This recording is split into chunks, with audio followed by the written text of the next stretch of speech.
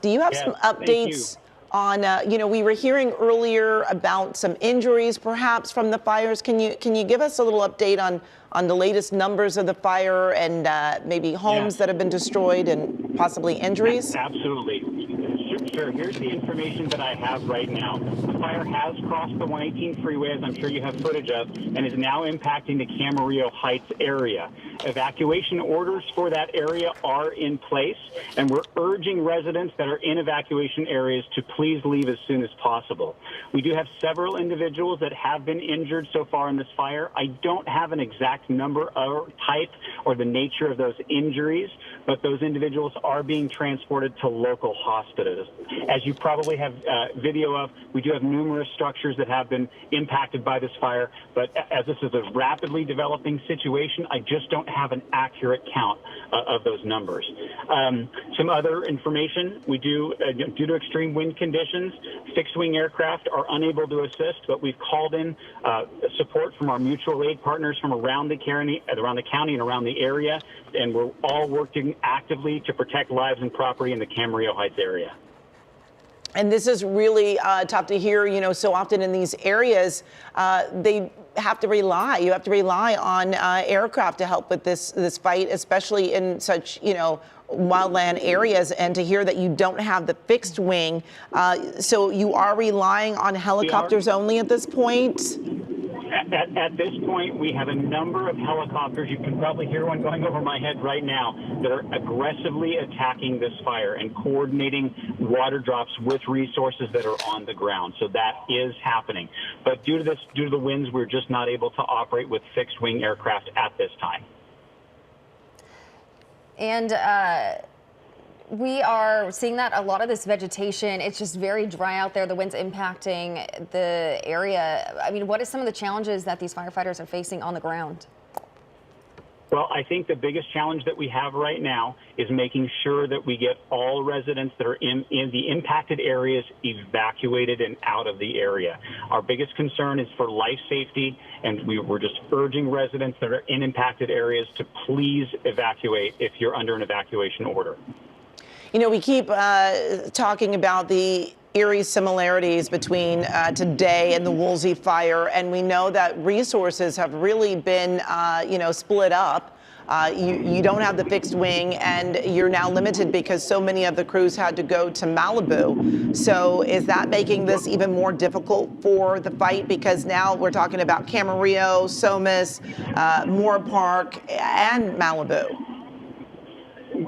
Great question. One of the things that our agency and our partner agencies through our mutual aid agreements started the day with was additional staffing and additional resources to help respond quickly to these incidents.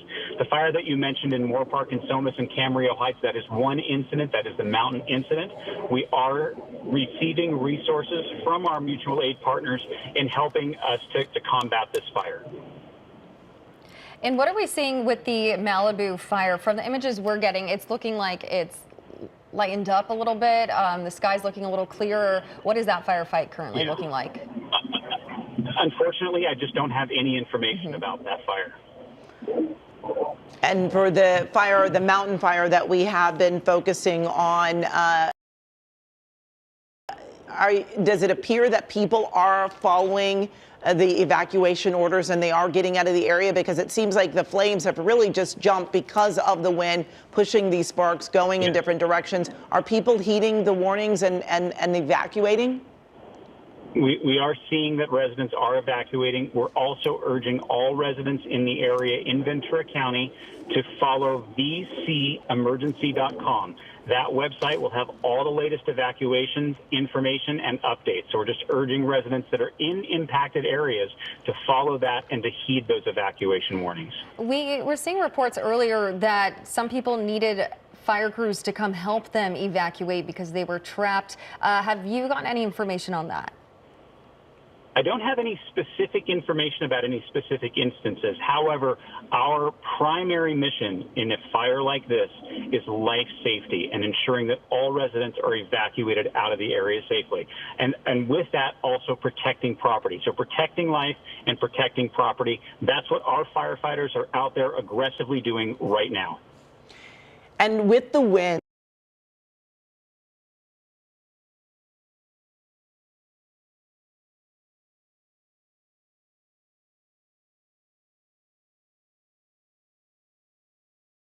Are you getting all of the help that you need from the air, or are you starting to have to rely more on the boots on the ground? We really rely on a coordinated effort between our air resources and our ground resources. So that coordinated effort is ongoing. Our firefighters, both in the air and on the ground, are incredibly well trained and are coordinating well to get these airdrops into the areas that they're needed. And what are some of the other challenges that you guys are facing out there? I mean, the terrain is very difficult to get through. What are these firefighters facing right there? Again, I think the biggest challenge or the biggest concern that we have, that we want to make sure we're effectively communicating to the public, is that anybody that is in an impacted area is heeding evacuation orders. Not only does that protect them and make them safe, but it also allows our firefighters to get into those areas and to perform their functions. So unfortunately, I'm going to have to jump off this call with you. I really appreciate your time. Please, and again, I'd encourage everybody out there in impacted areas, please follow vcemergency.com for the latest and updates and evacuation orders and incident information, okay? All right. Thank you so much for your time, Andrew Dowd from the Ventura County Fire Department. We certainly appreciate that, giving us some new information. And our Jeff Nguyen is actually in Moorpark right now with an update for us. Jeff, how bad is it where you are? We see the wind gusting there. Give us an idea of what you're seeing and feeling out there. Yeah, so Amy, you know, Paul Diano has been talking about how the winds have been really whipping up here, and you can see it on my camera right now. You can probably hear it through my mic. As John Schreiber pans around, you can see some of the flames that are burning near the Spanish Hills area right now. There are about 2 or 3 dozers that's trying to cut a containment line around some of this, so you can hear some of the creaking that's happening with the Ventura County Fire Department's dozers right now. I am on private property right now. This home belongs to Ken Levin. And Ken, so you were getting ready to evacuate. I'm going to ask John to go ahead and pan towards the flames as Ken talks to us. But talk to me about, you know, where you are in this situation. We live in Spanish Hills adjacent. The side of our house is complete brush, and the goats come and eat it every year. We've never seen anything like this before. Never thought anything would like to happen to us like this to us. But fire department is out there. They're bulldozing fire breaks on the back of our property, and the wind is going south. So we feel good about where we are. We've got a giant pool to fight anything that comes near our house. But I think we're going to be okay. Thank God for our firefighters that are here to help us when we need it. Have you ever experienced winds like this in this area? Never. I've never seen winds this high in this area. Years ago, there were a few years ago when there were fires on the back hills beside the house, the wind wasn't nearly this strong. I've never experienced wind like this before in my life. So currently, who's home with you? Just you or your family? My wife is already evacuated. My bags are packed and in the car. I just wanted to get you guys in to get you the best vantage point you could, and then I'm out of here. But thank you guys for covering this, and you can stay here as long as you like. I really appreciate that. What's going through your mind as you're seeing the flames just ripping over that ridge right now? Oh my God, my house is in danger. I'm alive. My wife is alive. We have everything we need. We'll be okay. This can be replaced. You know, clearly you're willing to take off. What did you pack in the car with you as you were, seeing me come up your driveway? I got 5 days of clothes in my bag. We've got friends of ours that live in Westlake that we're going to. And right now I've got my DOP kit and clothes, and that's it. I'm getting out of here, and we'll be back, I'm sure. This is going to be fine. We're going to be okay. I mean, you take the ready, set, go mantra very seriously. How long have you had this sort of mentality and things packed ready to go? Not long. We just did it. We didn't expect this. We didn't see this coming at all. We knew the winds. We've had heavy winds out here, but we didn't know that any fires were coming until we got the evacuation alert, and now it's official, so we've got to get out of here. You know, speaking of getting out of here, let me allow you to get out of here, but let me ask you one last question as you're talking to me. The fact that these firefighters are driving these giant dozers right up against the flames, what goes through your mind as you're seeing this? God, those people are so brave to do this for us. and everything that they can do, that we can do to support them deserves our support and our tax dollars. You know, I'm wearing goggles right now, and some of the dust that's getting kicked up is really irritating me. How are you feeling? I'm okay. Fortunately, right now the wind is blowing to the south, which is away from our house. We live, if pointing there is north to us, but it's blowing away from our house, so I don't see any flames actually approaching the house any closer than the camera sees now, and it actually appears that some of them are going out. I will tell you, John and I were about 2 blocks north of you, and the smoke up there was completely suffocating. We didn't even roll down our windows, and we were irritated by the smoke in the back of our throats and in our eyes. So it's like a completely pitch dark up there. Yeah, you can see right where he's photographing. You can see all the flames and the smoke coming up in the sky, but to the left of that, it's fairly clear. So you can see that there's no fire down at the base of the hill. The fire is at the top of the hill and working its way over to the south. You know, please forgive me with this question. I don't mean to be insensitive, but as we know, a lot of insurance companies have pulled out of certain parts of California for coverage because of stuff like this. What's the situation in your neighborhood? Are you covered for a fire? Yes, we are definitely covered for a fire. If you can see by the side of our house, we have power lines that are going to be very heavily protected by Southern California Edison and the fire department, because these power lines bring power over to the other side of the hill. So this is a particularly accessible. You can see vehicles on the upside of the hill already that he's photographing. And they are fighting. That's where they're fighting now. That upper part of the hill, you can see that fire, and they're putting a brake in there to stop that upper part of the fire from coming south, from coming north. But I think we're going to be okay. I feel for the people that are living south of us, because they're going to have a heck of a time of it. The smoke is getting worse now as we go, but I'm going to take off. Okay. But you guys, you do what you need to do. Thank you, guys. Thank you very much, Ken Levin. Thank you for being so gracious. And as I was kind of alluding to earlier, I'm going to ask John Schreiber to kind of rotate to his right. You can see the smoke right above us in the hills there. They are just absolutely blinding. When we went up there about 10 minutes ago, as we were trying to establish a signal and figure out where we would broadcast to you, I can tell you that it was very hard to see. We did see a member of the fire department up there honking his horn, letting people know that they needed to get out. In fact, we were advised to not stay put up there because it was just so tough to see, and we were not able to have that much of a vantage point up there. In fact, the smoke is so thick that it is absolutely blinding up there. And as you hear some of the wind that is ripping through my mic right now, I can tell you that we have not seen a single aircraft in the air as we were driving out here. We were told by the Ventura County Fire Department that fixed wing aircraft are not able to fly right now because of the windy conditions. So as you can hear, probably some of the smoke is crackling, or not smoke, but fire is crackling on that ridge side right there, because there is a lot of fuel to burn. Mr. Levin told us that typically they'll bring in goats to kind of clear some of this brush. But that's not certainly, happening today because of all of this burning. Back to the point that I was trying to make earlier, fixed wing aircraft are not able to fly because of the dangerous conditions, and so things like the super scoopers will not be able to work in these sort of conditions. On top of that, helicopters are much more nimble. They are able to fly, but as you can imagine, when the wind is whipping through like this, what is typically a water drop ends up being missed anyhow, so that's not all that effective. So right now the fire department is basically dealing with this from a ground battle, a ground situation, and they are also asking for help from other agencies. We've been seeing a number of fire engines darting around on this side of the 118, and right now the winds are still just whipping very consistently, sending a lot of smoke basically going sideways, and a lot of times that smoke is awfully blinding. I have been talking for an extensive amount of time, so if I may, let me go ahead and send it back to the studio in case you have any question for me, Amy. We do, Jeff. Thank you. You're doing an excellent job out there.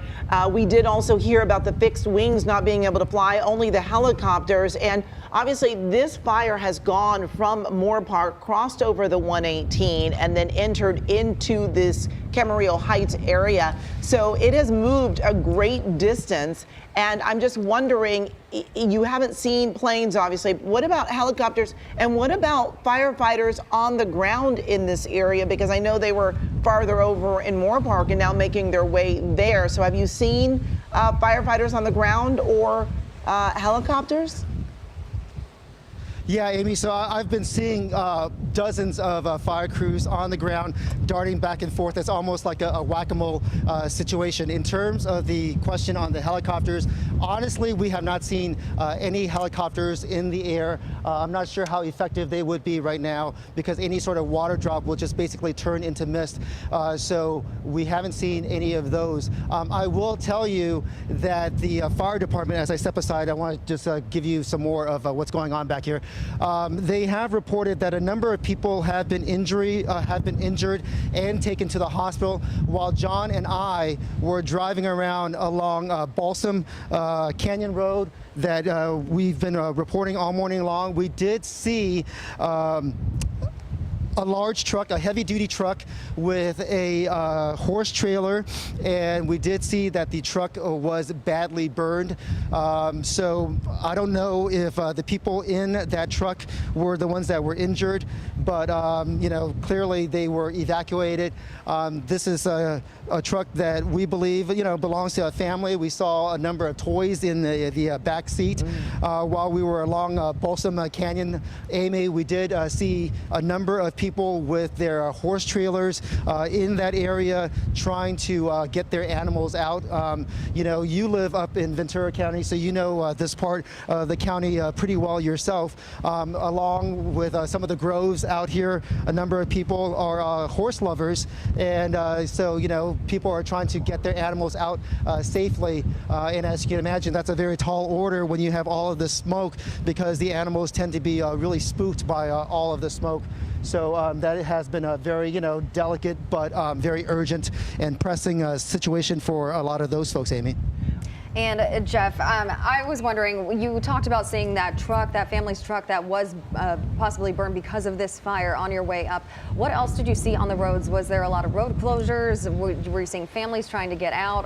Any backups for people in that area? Yeah, great question, Amanda. Yeah, there were a number of road closures. For our audience at home, they may not know this, but you know, we as members of the press here in the state of California, there is a penal code that allows us to cross these barriers where Joe, a citizen, is not. In some neighborhoods, the sheriff's department is allowing residents to go in and grab their stuff and go. I'm going to guess that in these sort of areas, they are not official mandatory evacuation areas just yet. And so they are allowing people with their trailer hitches to grab their horses. But you know, in other parts, they are hard closures. The only people that are getting through are first responders and members of the media. And if you're at home and you're wondering why members of the media are allowed to cross these lines when, you know, citizens can't, the reason is that, you know, for what you are seeing on your screen, you know, we are here so that you don't have to be here, so that you understand the gravity of the situation. So, you know, we take our jobs very seriously. You know, we're not trying to, you know, show off or anything like that, but you know, this is why evacuations are in place. This is why the authorities say, you know, when you have to leave, you have to leave. And as John is showing you some of these flames as well as smoke, John, I'm going to ask you to rotate to your right, and you can see that there is this fence line. This is Mr. Levin's property, and you can just see how close it is to this development near Spanish Hills. And I know that there is a lot of brush on your screen right now, but John, are you able to kind of walk up the hill just a little bit, or is that too risky? Bear with us as the camera is a little bit shaky. John's going to just go up a little bit to this avocado tree to get a better vantage point. And you know what? Actually, John, let's go this way. Let's go into Mr. Levin's backyard. And so you can see that this is, you know, a very well developed neighborhood as I go into his backyard. and give you a little more of a vantage point. Thanks for being patient with me as we take you through here. So you can see, like, this is not just some rural neighborhood. This is, you know, a suburban neighborhood, palm trees, homes, and as John rotates to his left, you can just see how orange the sky is as the smoke is basically smothering the sunlight. And we'll go ahead and continue back to the fence line so you can get a sense of the urgency out here as some of the smoke is kind of moving sideways. And oh man, it's kind of hard to talk as some of the smoke is kind of just hitting me in the face. But you know, what you are seeing on your screen right now is not a filter. Hey, John, why don't you come over here and take a look through the break on the fence right here. It's not a filter. So the orangeness that you see is from all of the smoke that's basically snuffing out some of the sunlight. Amanda? Amy? Jeff, we want you to take a breather. Thank you for this incredible reporting showcasing just what these families are experiencing firsthand out there, something that we've all experienced far too often. Can't imagine what that family's going through. John, and you both take a breather. We want you to be safe, but stay close because we want to talk to you again soon. But incredible reporting. Thank you for showing us all of that and just the devastation of what we are seeing out there at this time, and so glad that that family is getting out safely right now. Jeff, thank you so much. And we do want to join Gabrielle Ornelas, who is on the phone with us now from SoCal Edison. Gabrielle, thank you for taking the time to speak with us. Do you have an update on perhaps power outages in the area? Did you shut off power to folks this morning?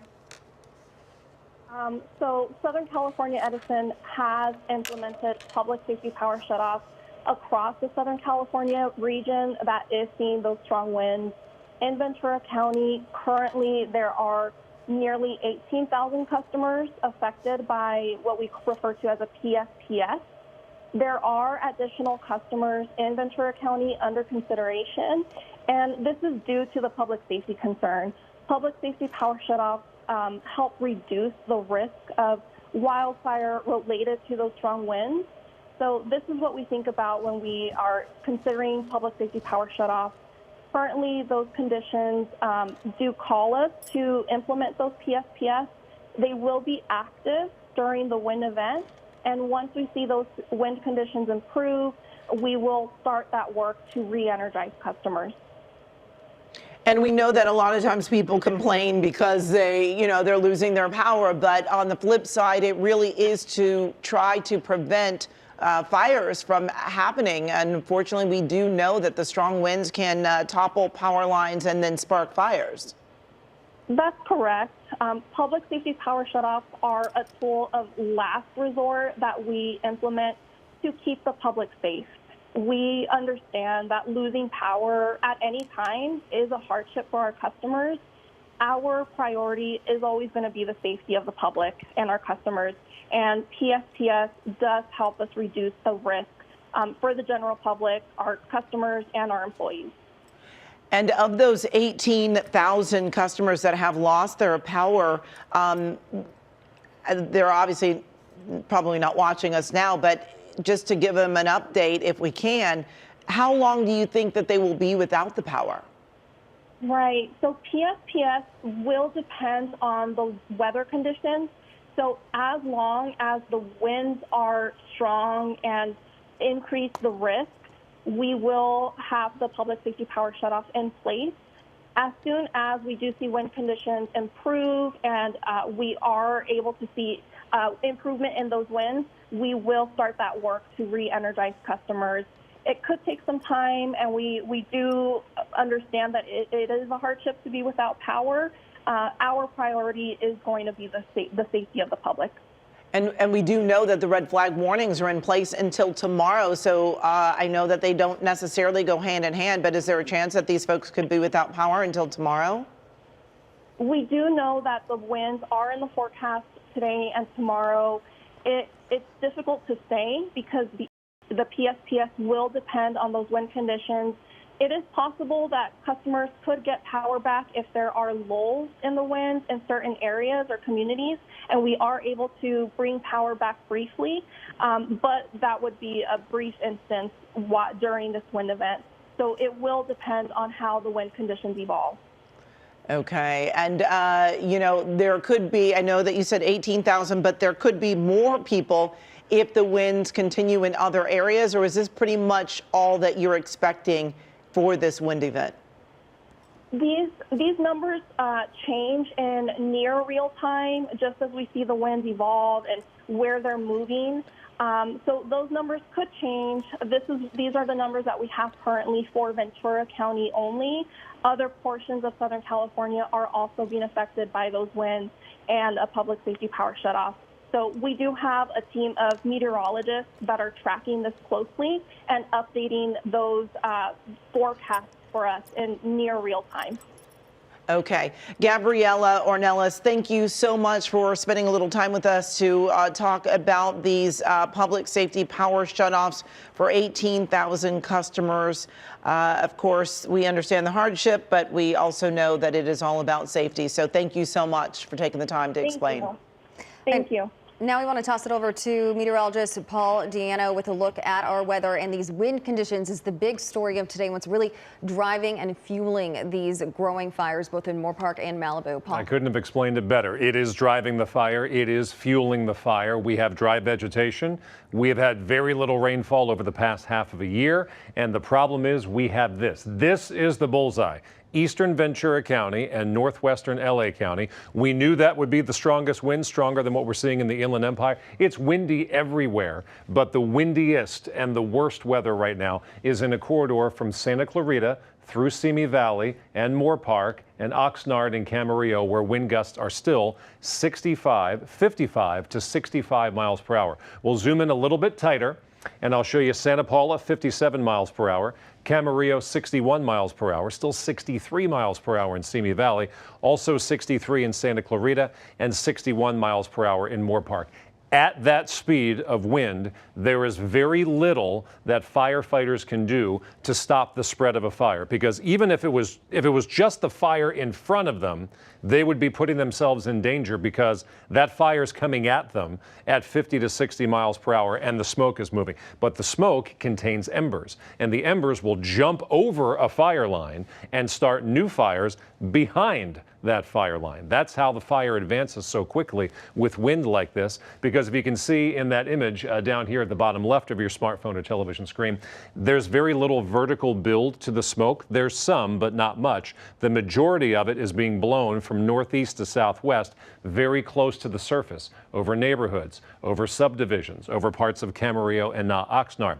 Within those clouds or smoke are embers. And those embers will land somewhere, maybe on a palm tree, maybe on some other type of tree, maybe on a rooftop, and it will ignite new fires way out ahead. And those embers are moving at 61 miles per hour or 63 miles per hour. So what we have is a critical fire situation for any fire, but now we have a fire that is 1,500 acres in size, putting out a tremendous amount of smoke, which is stuck near the surface. And as we've talked about it, guys, Eastern Ventura County is a beautiful blend of subdivisions, of estates, of equestrian estates, and then forest. Well, a lot of these fires will begin in the more rural areas, but with a situation like this, it can be carried into a more urban or suburban area in a matter of minutes. And that kind of suburban/rural interface is the problem right now. And we have entire neighborhoods, as you can see once again, bottom left of your television screen, that part of the Camarillo Heights. Those folks need to get out, because if the wind changes direction just a little bit, that smoke may be blowing over their house or their street or their neighborhood, and then the embers fall down, and then trees, houses get ignited. We're not saying it's going to happen, but in conditions like this, it certainly can happen. Major, major fire problems right now in Eastern Ventura County. As that smoke, as you can see, we can actually take that map full. We can take the chopper full and just show you that. See, notice how, guys, it's not going up. It just continues to feed itself, blowing over that neighborhood and now stretching all the way out to Oxnard and out over the ocean. And that is causing new fires to start out ahead of it, which you can see in that image right there. I think we're looking at some video that we shot maybe 20 or 30 minutes ago. That's a couple miles from the actual fire. That's a new fire that started because of all of that smoke blowing over. Embers are falling and new fires are starting. So this is a critical fire situation in this portion of Camarillo right now. Guys, back to you. Calling all of this the mountain fire. It did start in Moorpark over by the 118. It did then jump the 118 and make its way into the Camarillo Heights area that we're showing you now. It is now up to 1,500 acres. This broke out earlier this morning, and it's interesting to say that at 9:18 this morning, I jotted down a note. It was at 248 acres, and now we are at 1,500 acres. We do know that at least 2 structures have burned, and we have been getting reports that there have been some injuries. Our own Jeff Nguyen was talking about seeing a truck that had been burned, and it looked like perhaps they had gone through the fire area. We are still waiting for some confirmation about exactly how those people have been injured, but it really is eerily reminiscent of the Woolsey fire, and watching that fire go from Simi Valley all the way to Malibu. And in this opportunity, we're seeing it in Moorpark. Now it is over in Camarillo, and at the same time, there was the broad fire that was burning in Malibu. That fire much smaller. We do know that at least 1 home burned, but that one around 40 to 50 acres, and that forced some evacuations as well. But really, it is the mountain fire that we're really focused on because it is so much larger. And Amy, when we were speaking with the Ventura County Fire Department, he said this is a rapidly developing situation. Those injuries have brought people to the hospital. They were being transported to the hospital when we were talking to him. Evacuation orders are in place, and he was urging people to leave as soon as possible. They are working to protect life and protect property, but you need to do your part too and try to get out. Amy's been saying all day in these situations, many of us have been evacuated from our homes in fires like this, and doing it earlier is always better. You can remember a little bit more of what you need, get set up for your kids, your animals, and in this situation in Moorpark, you have a lot of different types of homes here, large estates, farms, low-income homes as well. So it's very tricky to get everybody out, and especially when it comes to those pets, the large animals, cattle as well too. Jeff even brought up the horses. Yeah, They get very spooked in these situations. So the faster you can get out, you're making it easier for your family, keeping your family safe, and also making it easier for those firefighters to do their jobs here. But yes, there are evacuation orders in place. There is also an evacuation center that is set up. It's at Padre Serra Parish in Camarillo. There's also a hotline set up.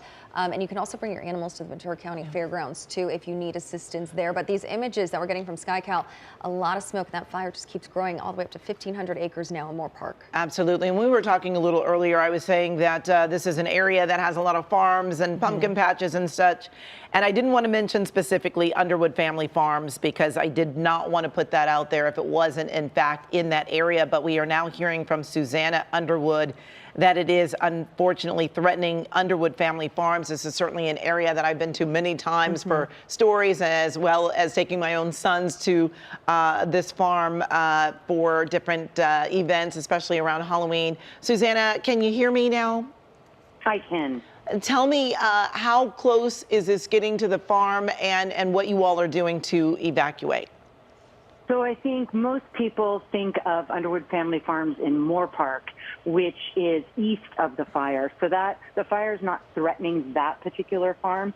It's threatening our smaller farm, which is Underwood Family Farms in Somis off of the 118, which is right in Somis, and we are being evacuated right now.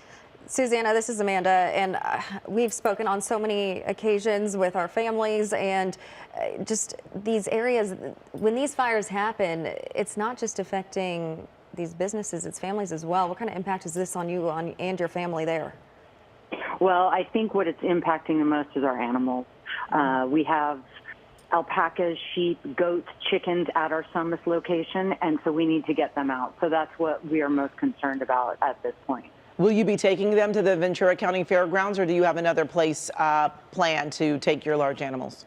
So we'll be taking them to our Moorpark location, which is east of the fire, and it is a safe space for them to go. Which is certainly a welcome relief, because earlier it seemed like it might be the Moorpark location that was threatened, but it never got too close to that. farm? Correct.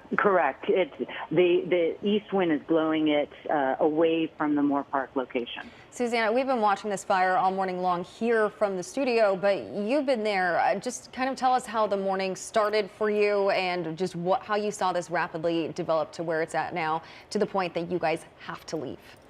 Well, of course, the wind started blowing very strong in the early mornings. We were prepared at our Moorpark location. We had already announced that we were shutting it down today. And our Somis location, we didn't think that was going to be a problem. It's a little bit more contained, a smaller space. And then probably around 9:30, 10 this morning, we realized that the fire was approaching. We closed down that location, and now we're in the evacuation order. We do have an evacuation plan for both of our locations, and we have it written out. All of our team members are aware of it, so we're ready at any time to put that into place. When you're talking about evacuating your animals, Susanna, how many are we talking about? So our Somis location is smaller. Our Moorpark location is 200 acres. Our Somis location is 12 acres. And in the animal center there, we have 2 alpacas, probably 10 sheep, 4 goats, chickens, so less animals that we have to move, and we don't have the larger livestock that we do at our Moorpark location. So it is a little bit easier to move the smaller livestock. And Susanna, what else is being threatened on this Somis location property? What other kind of crops do you have there? So we have blueberries, strawberries, raspberries, our trees, fig trees, orange trees, and we also have our farm market, which was built back in 1980. So that was our original location. Mm-hmm. Also, my grandmother's home that has been there since the 40s, 50s is there, and we're just hoping that that is spared. But of course, the most important thing right now is getting the animals out, and also making sure that anyone who lives in the house or is there, they get out safely as well. And this is certainly a tight-knit community, Somis. Susanna, are you hearing from a lot of the folks that live nearby just about what they're doing and moving animals and trying to evacuate? You're absolutely right. It is a very, very close community, and so everybody is on hand, ready to help. The nearby horse facilities, they're moving them out, and everybody is just all hands on deck, ready to help out any way they can. Susanna, what's the plan after this? You just hang tight, the animals are going to stay in Moorpark? Yep, they'll stay in Moorpark. They'll be safe there, and then when everything is clear and safe, then we'll bring them back to the Somis location, and hopefully it'll still be there and everything will be okay. Have you guys ever been evacuated like this in the past? At our Moorpark location, we were probably, I think it was the Woolsey fire. We had to evacuate all the animals, we had never had to evacuate our Highland cow. She had been with us for 24 years, and so that was probably the most difficult animal to evacuate, along with the emus. Wow. And you work with these animals often. You're very familiar with them. For people who are not familiar, can you kind of talk to us about the challenges of having to evacuate large animals? I think the main thing with the larger animals is having the trailer, having enough people to safely navigate them into that trailer. With Lucy, our Highland cow, during the Woolsey fire, she had massive horns. She had never been evacuated, and so she was nervous about all that. So you want to make sure that everybody involved remains calm, because the animals sense that. You need to stay calm, so they remain calm as well. Mm-hmm. And in where you are in Somis, can you really see the smoke and flames nearby? It is very, very smoky. The visibility is pretty bad. And are you also experiencing a lot of wind in the area? It is very windy. We haven't had a wind event like this in a while, so this is really the first of the season. And how are those road conditions in the area? Are a lot of people hitting the roads trying to get out, or are you going to be able to navigate through those pretty easily? Well, the 118 is closed down, and what I hear is that those with trailers who are trying to evacuate animals, they're doing their best to get them through. But my parents live nearby, and they had to leave their house, and they're not able to get back to their home right now. Wow. And unfortunately, Susanna, as we speak with you, we are showing our viewers some of the damage from the fire. We're seeing a lot of just destroyed buildings here. It looks like from some different farms, and just the flames just are continuing to burn here. I wish I could say that we're seeing more smoke and less flames, but we are still seeing plenty of flames in the area. Yeah, and it's tough because the winds are not dying down at all.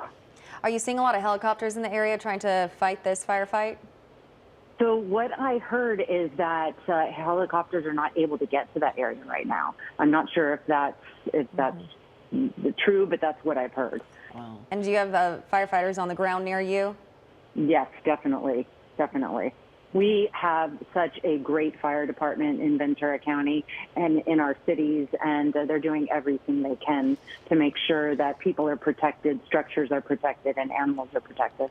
Yeah, Susanna, what we were told is that they are not allowing the fixed wings in right now. They're only using the helicopters, and at times we have actually showed people video from a little earlier, and this right here, I believe, is live, and we see what appears to be a home that is burning here on the more in the center of your screen, and then over to the right. I'm trying to make it out. The smoke is so thick. Is that two homes? It's hard for me to. It looks like a large structure of some and perhaps kind. a home to more in the center of the screen. But I mean, these are the images that you hate to see, that someone is losing their home. We talk about the different homes in the community, and it doesn't matter if you live in a large scale home or you are in a small little home. It is your home, and when your home is destroyed, it is devastating. It is devastating, and so it is just tough to see this. And Susanna, we're glad that the fire hasn't gotten too close to you in Somis, but we do understand that it is important that you and the animals evacuate this area.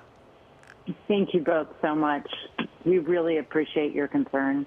Yeah, Susanna Underwood with Underwood Family Farms out in Moorpark and Somis, just speaking to us on the phone. They are evacuating from their Somis location right now. Susanna, we want you guys to do that safely. We're thinking about you guys, and we are just hoping for the best.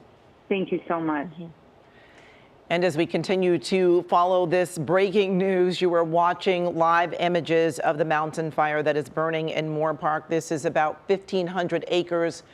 We've been showing you some of the scenes from a little earlier, as well as going back and forth between live images and images from earlier, but all of them very similar in that we are still seeing a lot of flames out there and a lot of smoke.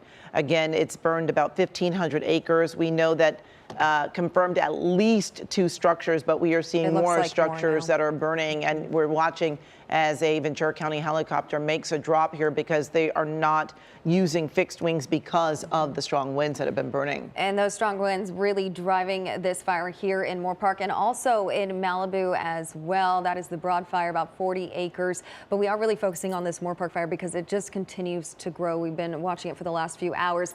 It ended up jumping the 118 and it went into the Camarillo Heights neighborhood. So it's impacting a lot of people, a lot of businesses, a lot of animals, as Susanna was just saying there as well. When it comes to this area in Moorpark, this is separated from the business district, and so this is why it's so tricky with this fire, because you have a lot of hillsides and a lot of vegetation. These winds making it very dry and fueling this fire to just keep growing. And I can't even count how many sets of flames that we've been seeing because of our KCAL just capturing all of this for us. But those winds just really driving it. What was very interesting was when we were talking to our reporter Jeff Nguyen out there in Moorpark with a man who was trying to get out of his house in the Spanish Hills area. His name was Ken. Camarillo. Or in Camarillo, excuse me. Camarillo Heights. In Camarillo. And you could see just those flames coming so close to the house. He said his wife is out safe. That's all he can ask for. And he's going too. But this is just the reality for so many people today in Moorpark, Camarillo, just trying to stay safe. And these firefighters, they said they're protecting life and protecting property, but you need to do your part and evacuate as well. Yes, that is very true. And, you know, just seeing these images, this fire, it just, you know, we just keep referring back to the Woolsey fire and just seeing that fire and how it spread, you know, from Simi Valley all the way to Malibu. And we've watched this fire spread from Moorpark into Camarillo, and just just hearing and seeing, the wind just blowing out there. And our meteorologist, Paul Diano, of course, has been really tracking the wind. And earlier, we do know that there were gusts around 60 miles an hour. And he did give us the example of a car going down the highway at 60. And Paul, what a great example that you shared with us. Yeah, there are so many different layers of the weather problem here. Weather problem one, obviously it's windy right now. We have extreme wind speed on my weather computer. Top of the hour weather information is coming in. 61 miles per hour in Camarillo, 61 miles per hour in Moorpark, 63 miles per hour for Simi Valley. Let's talk about the Simi Valley observation because we have good hourly observation. I'm looking back all the way to about 2:49 this morning. That's when the wind spiked from 26 miles per hour up to about 53 miles per hour. So since about 3 o'clock this morning, we've had winds in excess of 56 miles per hour. And I'm looking here, since 7 o'clock this morning, we have had consistent wind gusts of 60 miles per hour or stronger. That is 6 straight hours of tropical storm force winds. We talk about tropical storms, obviously they involve rain, they involve storm surge, a lot of different stuff for the East Coast and Gulf Coast. But we're talking stronger than tropical storm force winds for the past 6 hours. And I'm here to let you know that they will stay elevated above 50 miles an hour, probably for the next 3 or 4 hours. But something just happened on our weather computer. I'm not sure if you were watching. If you guys noticed, the top of the hour wind gusts just came in. And at the top of the hour, now you're thinking top of the hour, it's 12:48. The data comes in about 10 minutes early. The wind gusts, thankfully, have begun to go down. So for the first time in now 7 hours, we're seeing wind gusts in this general area below 60 miles per hour. Now 57 miles per hour in Camarillo, still a big problem. 52 miles per hour in Moorpark, still a big problem. But I do want to highlight that just over the past couple hours, and thankfully we have weather computers that can update the information without any prompting on our part, that's the lowest it's been since about 4 this morning. That's the lowest it's been since about 4 this morning. And despite the fact that it's still very windy along the 126 and the 118, that is the lowest or calmest the weather has been over the past 6 or 7 hours. Doesn't fix anything right now. 57 mile per hour winds are still a gargantuan problem when you're fighting a fire that's 1,500 acres in size or 1,500 football fields in size. Huge fire, huge problem, but at least it looks like perhaps the peak of the wind, which this morning we said would be 9 o'clock to 1 o'clock. Thank you, Mother Nature, for being right on time. It's the 1 o'clock data coming in, and we're kind of getting over that mountain, if you will. But all of that said, that's a little bit of good news. This right here is still a big time problem for trying to contain a fire. So the winds have been elevated for a while. They're going to be a problem until tomorrow afternoon. We're going to see wind gusts in excess of 30, 35, 40 miles per hour till about mid-afternoon tomorrow. So I'm going to step out of the way so we can take the chopper shot full if we possibly can. When you get winds of that speed, it allows the forward progress of the fire to go super quickly. That's kind of obvious. But what it does is it keeps the smoke near the surface. The fire is not able to vent and send all of that ash up where we don't live. Instead, it hugs the ground. You can even see top right of your screen there. See how it's kind of going within the trees, all of the smoke? Well, if there's any embers within that smoke, and there are, it'll hit the tree and light that tree on fire, thus advancing the fire even farther than the original fire line. So when you have winds this fast, it advances the main fire, but then allows new fires to build up out ahead of it. And guys, if you're looking right here, we're not just going over trees, these are houses. These are neighborhoods, these are people's lives. And that subdivision in the Camarillo Highlands, that smoke is going right over. We don't know which clump of smoke has embers in it or not, but we just know that the wind is going to stay strong and the fire is going to keep growing because there's not much we can do about it. We can't stop much. And okay, right here, how many houses are on fire in this shot? There's a road leading to one on the bottom. There's one, another one above it. There's one. There's 5 houses on fire, big houses. 6 houses on fire that we just showed. Look at that. Oh my gosh, look at that. The entire house is engulfed. Paul, Wow. These images that we're getting from KCAL just heartbreaking, and hopefully these families have been taken out. Again, multiple structures destroyed in this fire, the Moorpark fire, which we are calling the mountain fire. More than 1,500 acres burned. 2, 3, 4. Yeah, we're continuing to count 5. just how many in this area. It looks like one is doing okay right here, but you can see some flames. There you on go. the side. See, look at that. Look at that. The smoke went over that house. The main fire is nowhere near that house, but the smoke has embers in it. It caught the roof, and then it's done. Goes up under those eaves, and that's Yeah. the hardest part. And it Is gets it goes stuck up there. under the eaves, and then no one even sees it until And- it is then ignited there. And Can we hold that shot, guys? Can we zoom back in? There's 4 You can see houses another on one fire, later and just showing talking us about more how as they go random it out. is, there were 4 houses on fire, and there was one house in the middle of all of those houses that was completely untouched. That is just the randomness of a fire like this when you have wind blowing that strong. We don't know where the embers are going to go and where not. 4 houses are completely gone, but there's one literally in between all of them that has not been touched at all as of yet.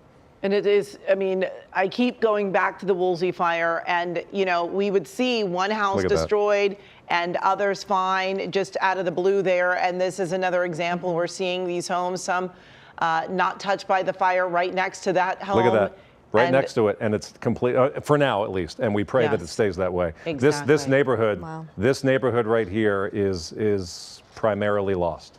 Look at that. Now we're talking a couple dozen houses are gone. And this is exactly what we were hoping we would not see, homes burned like this. And it is just devastating to watch these flames just Wow. devouring homes in this area. Our Jeff Nguyen is also look at not that. far from this area. I can know see that how many he more wanted homes to right here. talk, but look at all of these homes that are just burning, and Neighborhoods destroyed. it's awful to see. This fire has just spread. This whole So much. neighborhood. Just yeah. in the last 3 hours, this much damage has happened because of this fire. This is Old Coach Road and North Stallion Court that we're seeing here in Moorpark, and just these homes. And these homes are nowhere close to the main fire. That's why That's the the wind concern. is so dangerous. Exactly. They're nowhere close to where the majority of the fire is burning, but that wind is carrying all of those embers, and if one of them lands on a roof, that's all it takes. That's all it takes. And Look it's at not that. much. It's gone. We need to check in with our Jeff Nguyen, who is out there on the fire lines as well. Jeff, where exactly are you, and what are you seeing from your vantage point? Signal hits. Jeff? Amy, are you talking to me? Yes, Jeff. Go ahead. Tell us Yes. what you're Let me seeing. step Where are you aside. at? Sorry for the delay in our equipment. So right behind me, you can see a crew from KCAL Fires battling this fire, where you can see this field burning. There's a tree in the foreground, as well as a utility pole as well. We are basically, let me just check my map, so if you could just be patient with me for 1 sec as you're looking at these images of the firefighters working on these flames right now. We are on Vista Del Mar right now, as they are trying to move this water tender closer to the flames. Control room, if you're able to let me know if my signal is coming in. It's going in and out, Jeff. We can right see. now. We can see it now, Jeff. Great, thank you, Amy. So that's kind of flying in my face right now, as water tender is basically moving along this field. You know what's tricky about this situation, Amy, as you're looking in front of you, you can see some of the firefighters that are battling these flames. John, tilt up a little bit, and you can see some of the utility lines that are burning. And then, John, if you could kind of pan to your right, more of the utility line is burning over there. As John rotates to his right, we're going to walk forward, and as we walk forward to John's right, you can see this fence line burning. So this is this neighborhood where you have palm trees and a number of fence lines burning. Right below me, you have a piece of property that's burning right now. Are you one of the PIOs? No, are you sedan? Is that yours? Say that again. White sedan? No, West Sedan is not us. Sorry about that. Some of the firefighters are checking in with me to make sure that one of the vehicles that's parked out here is not one of ours. So that's why there is a little bit of a distraction. But as you can see all around me, for 360 degrees, it is just heavy, thick smoke.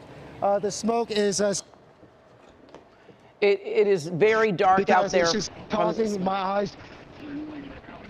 Go ahead, Amy. Jeff, I was saying it looks almost dark out there because of the smoke. It's, you know, so much smoke, so much fire, and it is unbelievable to see how this fire has spread to where it is right now.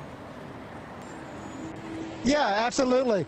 And just to give you a sense of why this area is getting so much attention, hey, John, swing over here. You can see that there's a home right here. You've got the stars and bars and the Australian flag. There is a huge development in this area where there are a lot of homes. And, you know, as some of the trees and the leaves burn, you've got embers flying everywhere. You've got pieces of ash burning everywhere. John is showing you this field where you've got a tree that was recently trimmed and pruned a little bit, and all of the heat that is coming from that area is basically radiating, and I can kind of feel it up against my skin right now as some of the wind is pushing in this area. You know, Amy, we've been talking about the use of air support, and while we have been here, we have not seen any aircraft in the air. The reason for that is it is simply just too dangerous and too windy. And even if you were to send in a helicopter right now, I doubt that it would be all that effective as the water drops basically become mist. You can see this, sorry. So one of the firefighters you might hear in the background in my mic calling for a dozer, and that's why that firefighter was screaming. I've got a red hat. See if he can talk to me as we're doing this. Actually, he's helping. Hey, Captain, can I talk to you? We're live right now. Not right now, boss. Look, get back in. I appreciate you. All right. Understand, you know, why he is prioritized helping his crew more so than helping us, quite frankly. But this hotspot right here has been very stubborn. It comes off, and they keep on having to close it down. And the reason they are trying, they want to create defensible space. You've got flames right here. You've got this roadway. The hope is that the All right, Jeff, we are having some trouble with your signal. I think you're moving around, and that makes it a little more difficult. Again, as we approach the 1 o'clock hour, we are continuing to follow breaking news. We are watching this fire in Moorpark. It is called the Mountain Fire. I'm Amy Johnson, along with Amanda Starantino, and we also have our meteorologist, Paul Diano, and Mike Rogers is on our breaking news desk joining us now. Mike? Yeah, so, you know, two things are happening here. The fire is starting to fork off a little bit, and we're seeing that on some of this maps. And I don't know if the control room can work on it, but if we can show my computer for a second, I can show you this real-time map from NASA that shows these heat spots of where this fire is burning. Now, why we're having trouble with Jeff's signal there, Jeff is using what is called bonded cellular to get that out. There are power outages in this area because Southern California Edison has been doing these public safety power shutoffs. Part of that is the reason that they're having issues with their signal, and the reason that other residents may be having problems getting information out or getting things out. You're looking at live pictures from KCAL, and you can see that really large plume of smoke that is coming up into the air. And I'm listening to it on the radio. You heard it in Jeff's report there when he tried to speak with one of the firefighters, just kind of how hectic things were. They didn't have time to talk to him. That kind of same situation is playing out over the radios as I listen to it as well. We have heard about a number of injuries. There's the map on your left side of your screen. All these red dots are where the heat signatures are from NASA. And I want to point out here because right here along the middle where you see this break, that is the 118 freeway. And as we've been reporting, that is kind of where it jumps. So I'm going to draw a line here This is the 118 freeway right there. So that's where it kind of splits, and that's where they have split across. This is that heat map that we've been telling you about from NASA here, and you can see kind of where it started and how it's been moving here and then jumped across. And this is where we get concerned, because right where we've been talking about, right into here, where you have these red dots, if you look at what's underneath of these red dots, there are homes there. There are neighborhoods where this fire is burning. This is the heat signature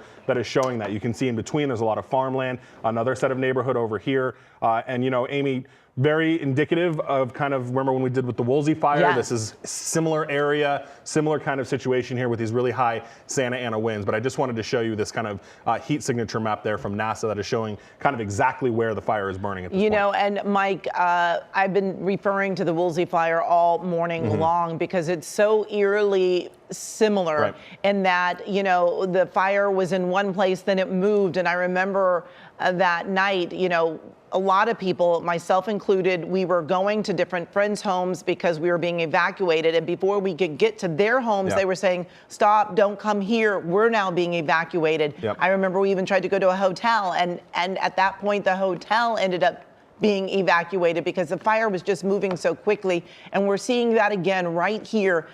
You know, it was in Moorpark. It was in an area that was, and then it moved to Somis and now Camarillo Heights, and it just keeps moving and so quickly. And then we were showing our viewers not long ago multiple homes on fire, and for so long we weren't seeing homes on fire. We were seeing land on fire, and we had heard about one house and maybe two structures, but we saw a neighborhood, multiple homes burning in a neighborhood there. And that's what, when you look at the kind of the heat signature map here, you can see those red dots are right on top of these neighborhoods and these homes. And as we know, it takes nothing but a small ember to get inside of the eaves of those homes, get into the attics, and set them on fire. There's that heat map again that you're looking at. And again, the break here is where the 118 is, or what it kind of turns into the 118 after it ends there in the Simi Valley area. But the mountain area up here, kind of where this started, and then you see it where it jumped and it's moving down closer to the 101. I want to show you really quick, because Jeff was talking about aircraft. There are no fixed wing aircrafts on this fire because of the wind, but there are a number of helicopters. I see at least 1, 2, 3, and this looks like a fourth that is fueling right now. These ones are from the Santa Barbara County Fire Department. That's interesting. They're down here helping out. But you have these three that are from Ventura County Fire. This is that Colson partnership with a Sikorsky Sea King. So there are aircraft there. It's hard when you have a fire of this size and wind of this size. Helicopters are great, but it is a big fight for them. That's when you really need these fixed wing aircrafts that can come in and just have such a higher payload to be able to drop onto these fires. On the right side of your screen, we're looking at a home burned down here. But we need those fixed wing aircraft to be able to get some of the job done to really make headway in these types of winds. And unfortunately, the winds are just so significant right now that they're not able to get in there. And then this is the result of it as we watch these homes burn. Yes, and it is so tough to see multiple, and these are large homes and multiple homes that are now being burned. And, you know, it's that wind that is pushing this fire, Paul. I'm just thinking of the topography of that area. You've got the subdivision, a very big, nice subdivision, which is lower in elevation. And then we have a number of these much larger houses in the foothills of those Camarillo mountains, of the Camarillo hills. Well, if you're in the foothills, you get the view. That's why you pay a lot for the property, but that puts you in the smoke plume. The smoke plume, the higher elevation you are, the higher chance an ember is going to get caught under one of the eaves. And it looks like that foothill community of these very large homes is where the majority of them are burning, because they are literally within the smoke. The smoke isn't blowing over these houses. The smoke is blowing through these houses and through these foothills. And as Mike had mentioned, one ember. Yeah. One ember takes out a 5,000 square foot house or a house of any size.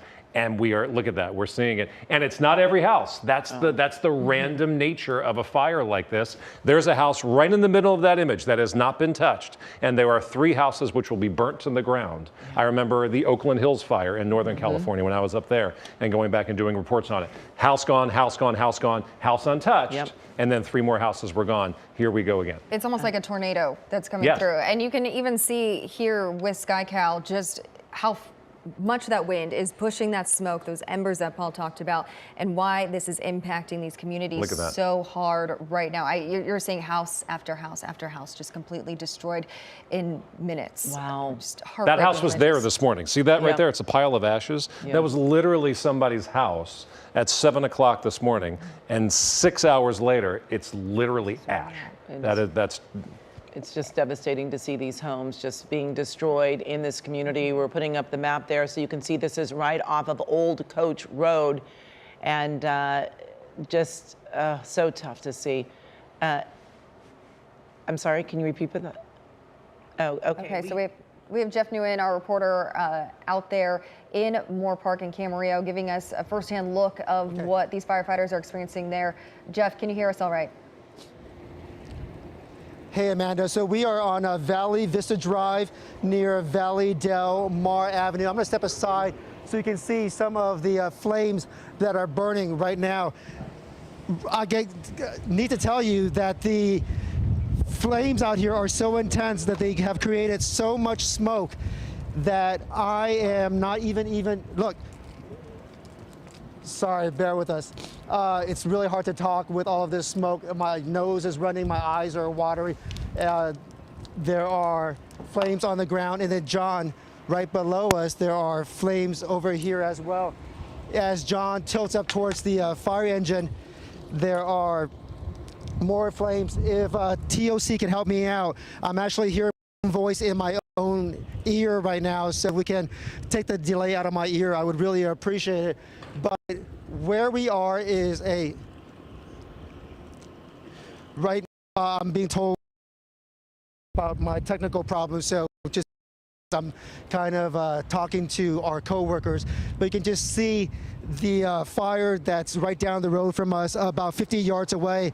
It's kind of swirled right now. Fire crews are just hopscotching all over their place.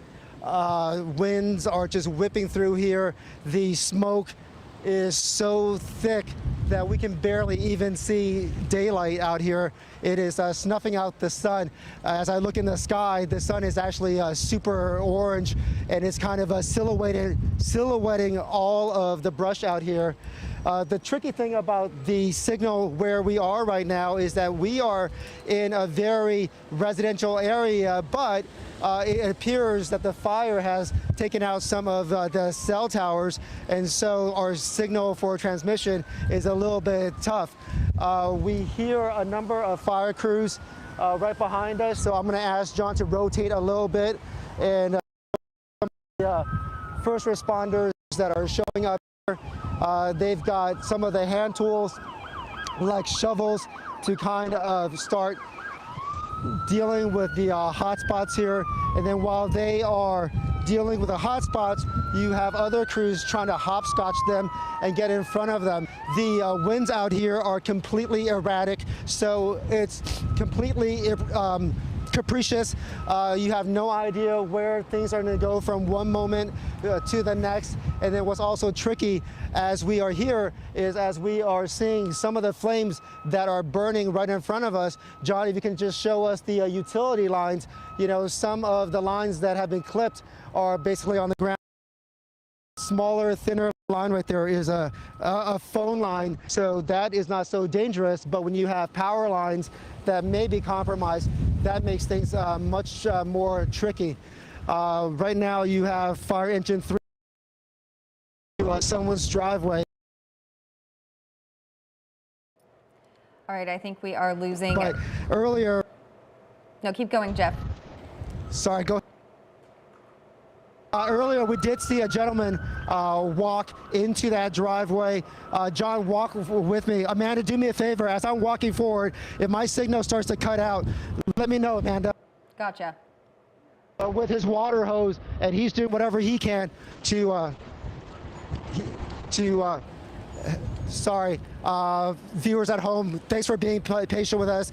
My colleague Fernando in TOC is helping me out with our signal to just kind of give me an idea if things are working or not. But what we are seeing is a gentleman with his own water hose trying to hose down this massive field as fire crews. We do Jeff. see what's happening, Jeff, and we are losing you here, but we do see that man with that water hose trying to help those firefighters put out the fire. But again, this is the time when people need to evacuate. The firefighters are there, they're doing their job, and it really is important that people do evacuate. We know that it's kind of a, human nature to want to try to stay and fight and do something to help save your property, but reality is you need to move on so that the firefighters can get in there. Well, and then there are people in this situation that can't evacuate themselves, and first responders need to be able to prioritize people that can't get themselves out. And we actually have some video that I want to show you here of the Moorpark Police Department / the Ventura County Sheriff's Office conducting some of those rescues. It was a group of elderly people that they were able to get out of a home. I think we're going to work on getting that video for you, but it just kind of exclamates the point here that if you are able to get out on your own, you need to do that so that you can leave these resources up. We're in a situation right now where first responders are prioritizing life safety over anything else. This is the video that I'm talking to you about, and it's pretty dramatic videos. You see sheriff's deputies running to a home here, and they start evacuating several elderly people that are in wheelchairs that look like they may not be able to get out on their own, and they kind of get them down the driveway here, and they get them into their patrol cars, and that's how they're getting them out of the area. And this is the rescues kind of that need to be happening. And if you're being told to leave, please don't be one of those people that ends up having to be rescued because you chose not to leave and taking away resources to be able to do things like this to assist people that can't get out on their own and that need to. And you can see in this video, the video here goes really quickly from night to dark almost, or day to light. Really, where you see it gets super dark as those plumes of smoke just kind of fill the area here, and you can just see the total urgency in those sheriff's deputies trying to get those folks out of that area, and you can see that wall of flame not far at all from where that patrol car is backing up, just right up that hillside. So these are the kinds of rescues that are going on. We've heard of several injuries as a result of the fire, but the fire department at this point is not saying kind of the nature of those injuries or how severe they are or how extensive they are. But the reason you're kind of seeing these homes burn, A, is because the fire's out of control. They don't have fixed wing aircrafts, but the priority right now is life safety over property. And unfortunately, that's kind of the decision point that they're in right now. But you can see this is burning really now into a full-fledged subdivision where this fire is now.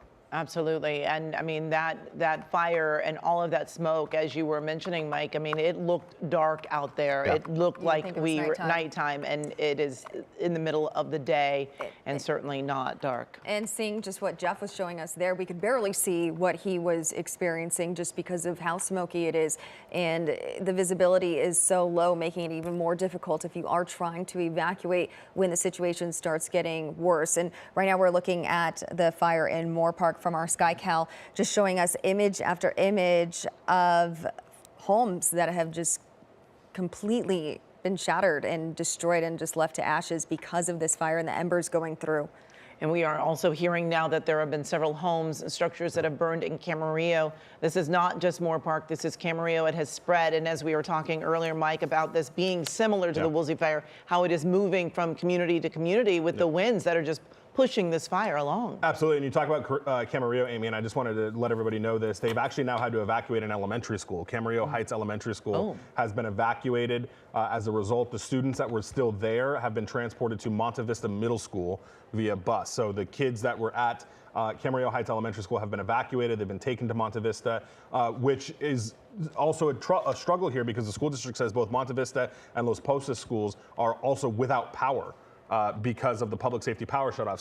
Southern California Edison telling us that there are 23,000 customers without power in the Ventura County area, and that is because of the public safety power shutoffs. And we do want to get back to our Jeff Nguyen, who is out there in the midst of that firefight. Jeff, can you hear us? I can. Are you able to hear me? We can hear you, Jeff. Thanks for being patient with me with the delay in our signal. So right behind me, you've got a home here, and some of this smoke is coming right at our camera. There are flames down there. I did speak to a fire captain just a few seconds ago, and he did tell me that the homes here are both okay. The one on this property here, where you can see there is a Nissan that took on a lot of heat and smoke damage.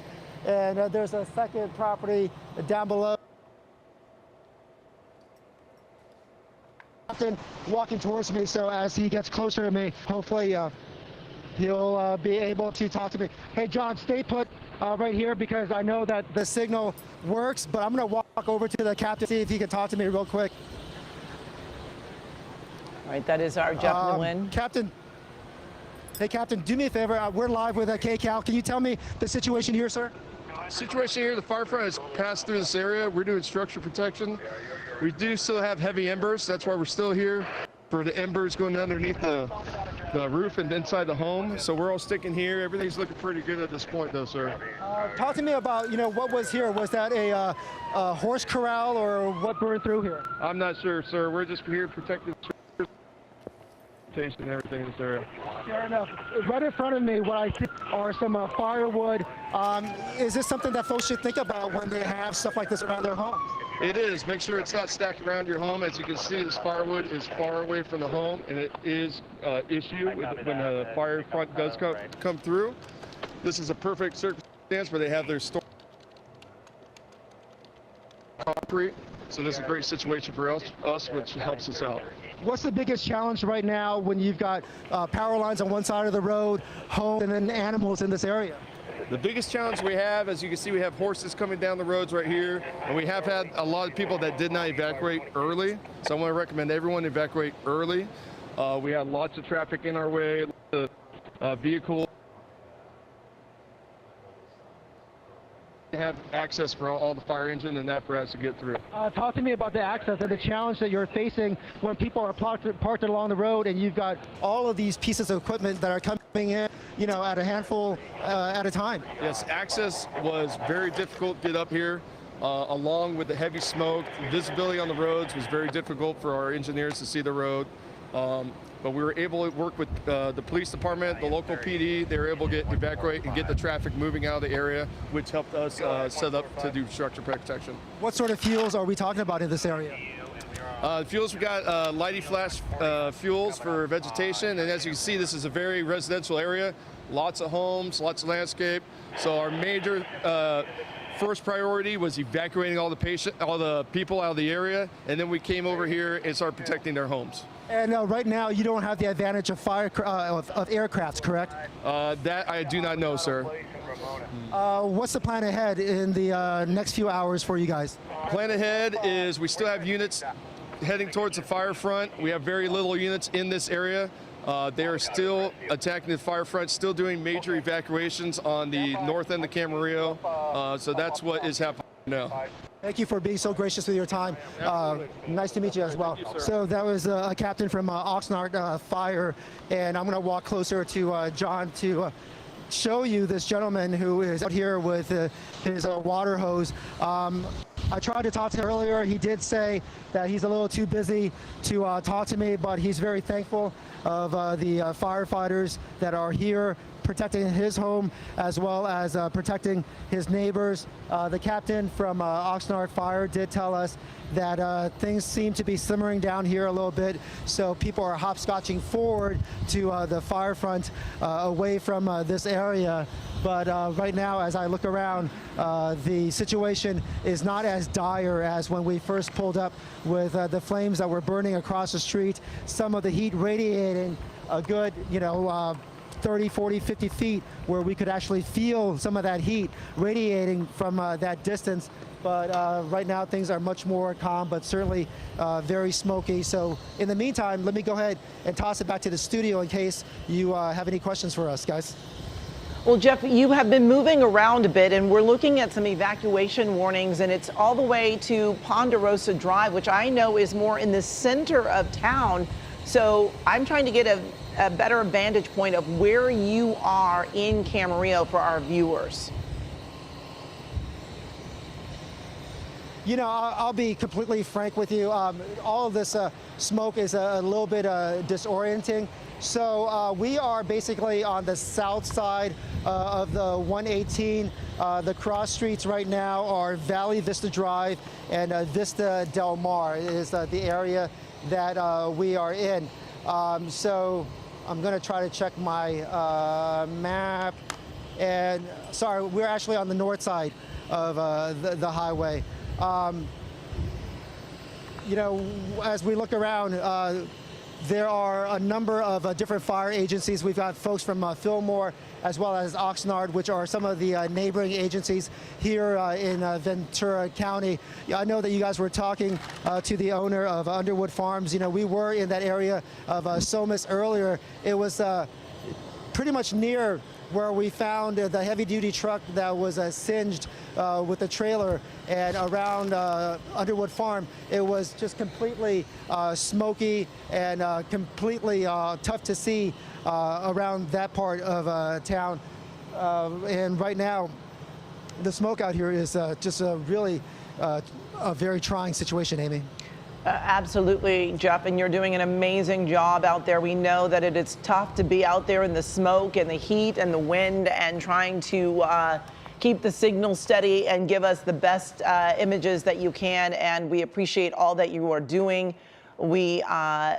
I mean, this has just been such a fast-moving fire. It has moved continuously because of the wind, and we have seen so many homes that have been burning. We're just trying to give folks the best vantage point, because some of these people have actually left their homes and are watching us and trying to figure out where the fire is in their neighborhood or near their home. And so we're just trying to give them the best images that we can. But this is all nearing the area there. We see the evacuation warnings we're showing you on your screen, which is north to Loop Drive, Las Posas Road to Ponderosa Drive, west to Beardsley Road. And if you are in Camarillo, you know that there are two ends of Las Posas Road. Ponderosa goes through the main part of Camarillo.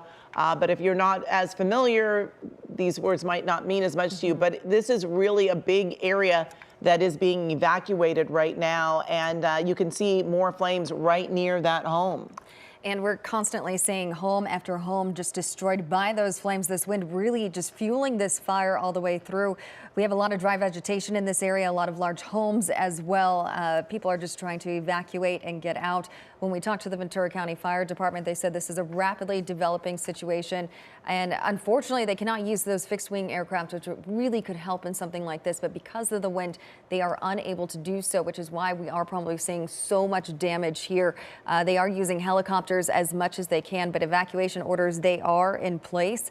And people are being told to leave as soon as possible. And getting people out is one resident that's on the phone with us, Devin Davis. He's been helping people, friends and family, evacuate the Spanish Hills area. Devin, can you hear us all right? Yes, we can hear you. Hey, Devin. So where are you at right now? And tell us about what you've been doing this afternoon to try to help people out. Well, I'm up near Spanish Hills Country Club. If you are familiar with the Camarillo area, there's a couple country clubs that are actually in the evacuation zones, one being the Spanish Hills Country Club that I'm near, and then where the fire is closer to is the Las Posas Country Club. And, yeah, we've been just scrambling, trying to get friends, family, you name it, just organized and out on a good, quick basis. So And tough. Devin, for people who are familiar with this area, you know, to go from Moorpark and now you're all the way over in Spanish Hills, I mean, deep into Camarillo, this is quite a distance. Yeah, it is. I actually have a huge appreciation for meteorology and stuff, so I focus a lot on weather. And I've told lots of friends and family about this particular scenario after watching the Thomas Fire blow through Ventura Hills. This was a total scenario that could happen, but we are seeing it happen today. And so it is, yeah, seeing it in real time is quite alarming. Devin, kind of walk us through the process of what you saw when you were going into that area and just the images that you saw. Yeah, so when we were coming into the area, I have an aunt that lives closer to Cam Heights, closer to where the fire slopped over the hill from the 118 side. And so I had to rush over there and try to attempt an evacuation with her. We couldn't get up there, but she got out. She is safe, and she's with us now. And then we actually had to move further west down the hillside towards Spanish Hills Country Club to go pick up my grandmother, who some may laugh about this, but she was baking. So we ended up getting her go bag. We are in the process of leaving actually right after this phone call. So. And are you going to an evacuation center, or do you have a place set up that you will go and wait out this fire? We're fortunate enough to have family in the area that my grandmother is going to be going off to, and then my aunt is as well. But for some other folks, they're going to be probably heading to the Padre Serra Parish on the east side of town and way out of the way of the fire. So, or down at the outlets, the Camarillo premium outlets. That might be the other place that people might be going. But yeah, it's a scramble, that's for sure. I wouldn't recommend anybody coming into town right now because they do have a lot of the arteries and small neighborhoods choked off and closed. So, Devin, how is the visibility there? Is it very windy where you're at? It is. Right now, I'm seeing gusts probably about 35 to 40 miles per hour just here at my grandmother's house, and I can confirm that with my weather station. So it is gusting extremely hard here, and we're kind of on the hilltop, so I'm sure it's actually just as strong, if not stronger, where the fire front is. And Devin, what's the situation there? Are there firefighters in the area helping as well? There is. We've got lots of LEOs are driving around trying to warn folks in different sections of the neighborhood. Get your go bags, get ready, get whatever you need, paperwork, get out and go. But there's been a few instances, luckily because I'm so local and I have so many connections locally, there's been a few instances where they haven't been able to get into certain places. Some people have gotten trapped. Routes have been cut off. So it's a mess up there for sure. Well, Devin, it sounds like you've been around in the area for quite some time. I also live in Ventura County, and when I was driving in this morning, I was thinking, wow, this is really windy. And unfortunately, it reminded me, I keep bringing up the Woolsey fire. Did you also notice earlier that, the conditions just seemed ripe like we experienced for the Woolsey fire, the Thomas fire, and all the others that we have? I mean, did you kind of get the sense that this was going to be a bad fire day? 100%. Once I had heard that we were going to be getting what is called a red flag warning, public, I believe it's a PDS, the potentially dangerous situation. That's what it stands for. They only actually issue those PDSs at a very limited and very conservative time when it comes to serious warnings. So when I saw that, I knew that this red flag warning was probably going to be pretty bad. I just didn't know how bad the winds really could have gotten up to. And then surely enough, I was checking last night and they were saying about 60 to 65 mile per hour gusts, and that seems to be verifying. Yeah, this is just, it's so tough. We just keep watching and keep seeing more and more homes that are burning, and they're so scattered, which is, what makes it so uncertain and why it's so important that people evacuate, because the fire is just really darting around these neighborhoods. And, these homes aren't all close together. And I think that's what people forget. They think the fire's not that close to them, so they don't need to evacuate. But it can move quickly, and a lot of times you don't even know a home is on fire because it's underneath in those eaves. Yeah, and we actually have had it's kind of interesting to be in this situation now, because we have been, obviously there's the policies going on with insurance dropping folks off if they live in the WUI. Well, my grandmother was recently dropped off on her insurance, so this is kind of like the two-way street we're heading. So it is quite alarming. It's very frightening, and just a lot of people are dealing with this. We want to make sure you can evacuate all right. Is there a time limit that firefighters have told you? How quickly are people moving around you? We're people pretty much are. If they haven't gone yet, they're like on their way out in their driveways right now. But for the most part, we haven't actually gotten an LEO or a firefighter company to move into any of our little condominiums around here. So we haven't gotten the word yet, but we know we're in the evac zone, so we're taking our own initiative and we're getting out. All right, Devin, we certainly appreciate all of your time. We're wishing you and your family the best of luck as you do leave the area. And we appreciate you spending a little time with us on the phone, letting us know what you all are experiencing. So thank you so much. The time to chat, and thank you for, telling everyone, what's going on. We need that. We need good transparency on these types of situation. So I totally appreciate you guys getting the details. Well, we are here to serve. Really. Yeah, we just want you to be safe. That's right. And I've been hearing from people that are texting me. I don't know if I should say it or not, but our Serene Branson, she texted me because her parents are in Camarillo and they're evacuating, and just being able to see what's happening in the Camarillo area, and really just trying to keep people informed, because this is a fire, again, that started in Moorpark. And at 9:18 this morning, it was 248 acres. It was in an area that, there were 2 homes that had been burned, or 2 structures, I should say. It wasn't even homes at that point. And now, hours later, it has grown. At last check, it was 1,500 acres. We have a lot of homes. Mike, you have an update. I do, yeah. So CAL FIRE has a fire mapping fixed wing, because they can fly much higher. They're not trying to do the drop. So they have a fixed wing up there that is a very accurate way. They have a lot of technology up there. They are currently mapping it at about 8,000 acres.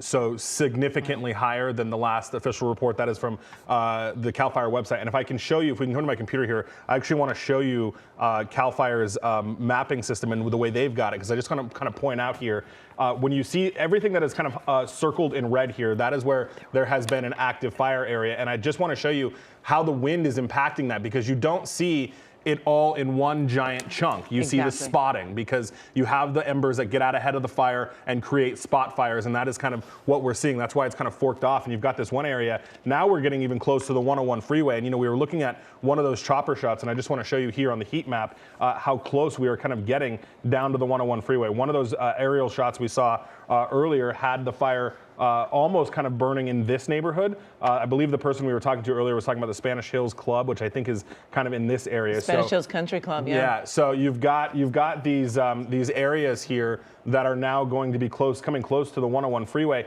And I just want to show you guys one more thing, because we've got wildfire cameras also in the area that kind of captured the start of this. This is one of the UC San Diego fire cameras, rather. Let me just center up this on the screen really quick so you can see it a little bit better. And this is actually, you're going to see this before the fire started. But one thing I want to point out in this is you can see kind of all the dust blowing around from the high winds that were there before the fire even started. And then you can see that's the start of the fire, and you can see how quickly it began to grow. And again, this is from Alert California, the UC San Diego wildfire cameras that have captured this whole thing, and you can see just how exponentially this started to grow. The right side of your screen, that's live pictures from SkyCal. They are getting a lot of help now from helicopters that have been able to get in here. I've seen 3 come from Santa Barbara. We've got the 2 Chinooks that can hold a really intense amount of water, one coming out of Van Nuys Airport, one all the way from the Inland Empire. So we are getting a better kind of situation here with aircraft. I'll switch over to this map here, and you can see all of the aircraft that are now above this, at least 5 right here. You've got another one that's staging up in this area, another one that is up in here, and then these are the 2 Chinooks that are on their way, one from Van Nuys and one from the Inland Empire. So there is, while we still don't have any of the fixed wings that are so crucial on this, we are starting to get some pretty intense and large. This is a Super Puma helicopter that is a really big helicopter that can do a lot of work. What you're looking at on the right side of your screen is what the back-breaking work of the wildland firefighters are doing, which is creating lines with dirt and dozers and hand picks and anything else they can to try to keep the flames from pushing on any further than it already is. Unfortunately, though, as I just told you, CAL FIRE now mapping this at over 8,000 acres. Wow, 8,000 acres. It's grown so fast. Yes, so fast. Absolutely. We do have someone on the phone, Cindy Hitt. She is actually in Oxnard now, but this is a dear family friend of mine who is helping out another family friend in Camarillo in the Vista Del Mar neighborhood. Cindy, can you hear me?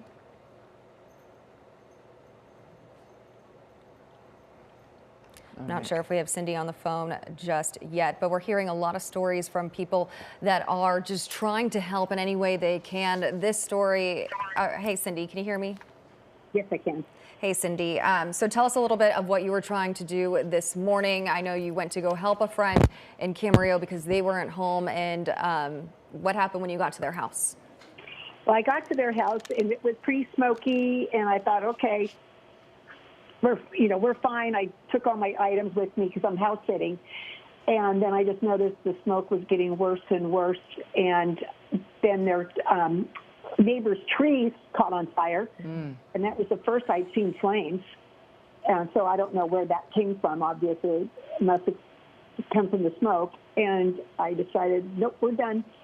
And so I grabbed her dog and some of her belongings, and because she doesn't have power, I couldn't go out her big gate. We have an avocado grove, and I went out their auxiliary gate, which is, just a hand gate to drive through, and the firemen were all right there.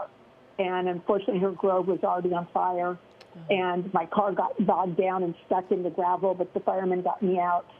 And it was very scary. All I can tell you is because I don't live there, I wasn't notified of an evacuation, obviously. And then it was just, do not wait.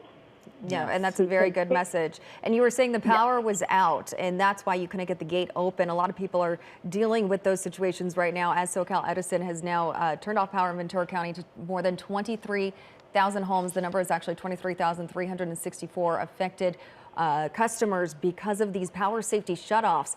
And the firefighters actually had to help you get that gate open. Well, their big gate, I was already going out there. Like I said, it's an auxiliary gate. It's where the gardeners come in to work on the grove. So it's not an electric gate, that section. And so I was going out that gate, but my car got stuck right next to where the flames were. The firemen were right there. They were so helpful.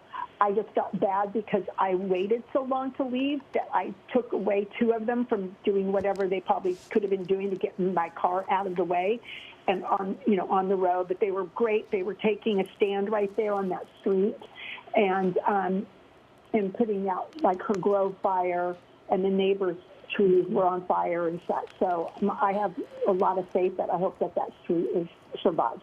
Well, yeah, we hope so. Cindy, I've been on this property before, and it's a very hilly neighborhood, a lot of open space. Obviously, she has the groves there. She also has some chickens as well that are still there that she's concerned about. But you were able to get the dog, Vinny, off the property and home. But, when you were there, did you see other people evacuating from the area? No, and that was the weird thing. I really didn't notice. But it's kind of a bigger piece of property. I felt bad for the chickens, but I got them fed. I grabbed Vinny. Her daughter's getting married. I grabbed her the wedding dress, the mom of the bride dress she wanted, and some of her important things and a few things. But she was so rattled she couldn't really tell me what all to get, and I was rattled. And then I realized I couldn't stay there any longer. It was just time to go. And Cindy, what you did for a friend, that is definitely remarkable. But, we've been talking to people all morning long about the importance of gathering up your items earlier, sooner rather than later, because when you're in the midst of it, and I'm sure you can attest to this, that you get frazzled. You're in such a hurry, you start to panic, and it's hard to think about what you really need to take. Everything in your house is important, but you have to just decide on what will fit in your car. So what you did is really quite remarkable, and it serves as a reminder to everyone that don't wait. If you are anywhere in this area and there's a chance that you might be evacuated, just go ahead and throw a few things in the car and back your car into the driveway so that you're ready to get out. Because Cindy, you also mentioned that you kind of got stuck in that gravel. It's that panic, that racing out, and it's amazing what you were doing for your friend. Well, we love Vinny and we love them, and my heart is breaking right now. But because of their grove, that just so upset me to see that on fire, which I know it's just a grove. But I really feel that the firemen were going to try and take a stand there for those homes. And so I'm just praying for all the best for them. Yeah, Cindy, I'm actually texting with that homeowner right now. And she said that when you asked her what you need to take, she said she didn't know because there's so many memories in these homes. And we've seen so many homes destroyed and people's lives just destroyed with those homes. But the lives are what's so important. So you taking Vinny. Yeah. Thank you for doing that. That's sweet, sweet doggy. So we're glad that he's safe. But yes, what you did is remarkable. And so it just speaks to this kind of community too that's out there. There's a lot of people that really love each other. They're more than just friends. They're family here. And a lot of people helping each other out this morning. Well, you know, we're the Soul Sisters, and that is our family. It's a family we created. Yes, absolutely. And you guys are family to me, too. Thank you, Cindy, so much for talking to us. And we're glad that you are safe, Vinny is safe, and praying for all those properties and other families out there as well. Yeah, well, please, people don't wait. You guys take care. I know you've got a long day ahead of you on air. Yeah, you too, Cindy. We're going to get over to Jeff Nguyen now, who's actually, he's been showing us similar to where that home was that Cindy was helping out at in the Vista Del Mar area. Jeff, where are you at now? Hey, TOC, please hang up my line so I can... Okay, we're having some... Well, we do know that our Mike Rogers has been working really hard getting new information and new images. Yeah, new video that I want to show you that just came in. This is video from the ground of the homes burning, and I got to tell you, I was just looking at some of this video, and it's pretty devastating. We're going to work to get that for you, but again, CAL FIRE now mapping this fire at 8,800 acres. Which is just shows you how quickly everything escalated here as this fire. You see these homes continuing to burn, and as Paul had mentioned earlier in the coverage, indiscriminately kind of the way they burn. They hopscotch from kind of home to home here based on how the wind is blowing, how the embers get up into the eaves in different situations like that. And I think we're working on getting that video for you if we've got it, but this is kind of the situation that firefighters are dealing with. I do hear them talking about all the additional aircraft that are coming into the situation here. Hopefully that's going to start helping. We still don't have those fixed wing aircraft because of the high winds. That is just something that has been such a challenge for these fire crews throughout the day to be able to help them do what they need to do here. And I'm sorry, Control Room, do we have that video that we can show? Okay, we're going to pull that up for you right now. It just has been such a hectic situation on the ground. Here you go. Here's that video that you're looking at, and you can see that home totally engulfed. And something, you know, that we've been talking about over and over again is this looks like it was shot in the middle of the night. Yes. It looks like it's pitch black outside, and that's not the case because you know, obviously it's the middle of the day here, but the fire crews there you see from Ventura County Fire trying to get in there, their primary focus throughout the morning and into the afternoon has been life safety first. You heard those fire crews with Jeff, that after the kind of head of the fire had moved through, that is when they were able to start working on structure defense and doing things like that, but they couldn't do that until they made sure that everybody that was in harm's way was out of that area, and you can see why, because of these really, really intense flames that have just moved into the area here that are wiping out this community, and that's why the firefighters want everybody to get out. They want you to listen to those evacuation warnings.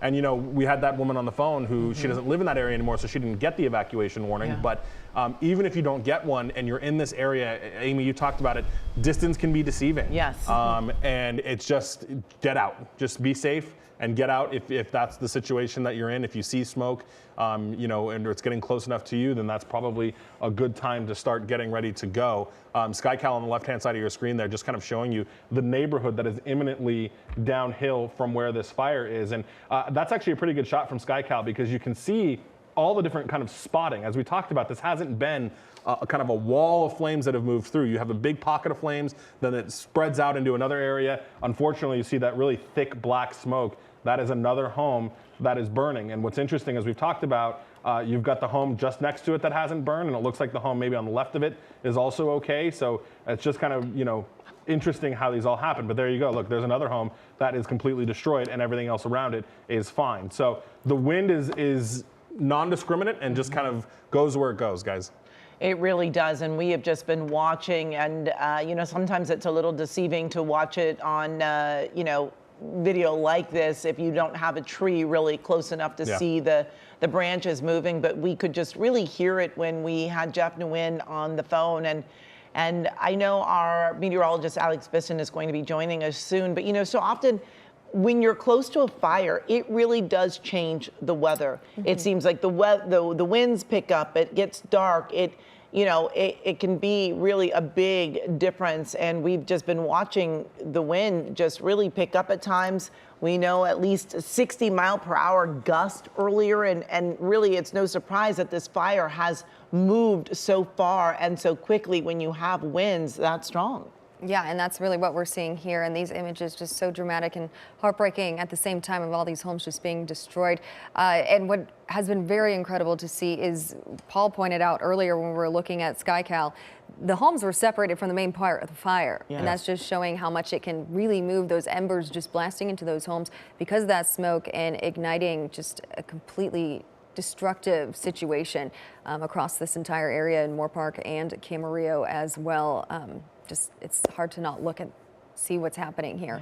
When we were talking to Jeff, for me, it was mostly the visibility. You couldn't see anything. So yes, the weather changes and it goes to nighttime, but just trying to see through that smoke, it's almost impossible. Exactly. And what we are hearing is that it is more than 8,800 acres that have burned, 8,882 to be exact, that we are hearing that have burned. And I mean, what a difference from the 248 that we were talking about at 10:18 this morning, and such a huge difference. This fire has grown and has just really devastated neighborhoods.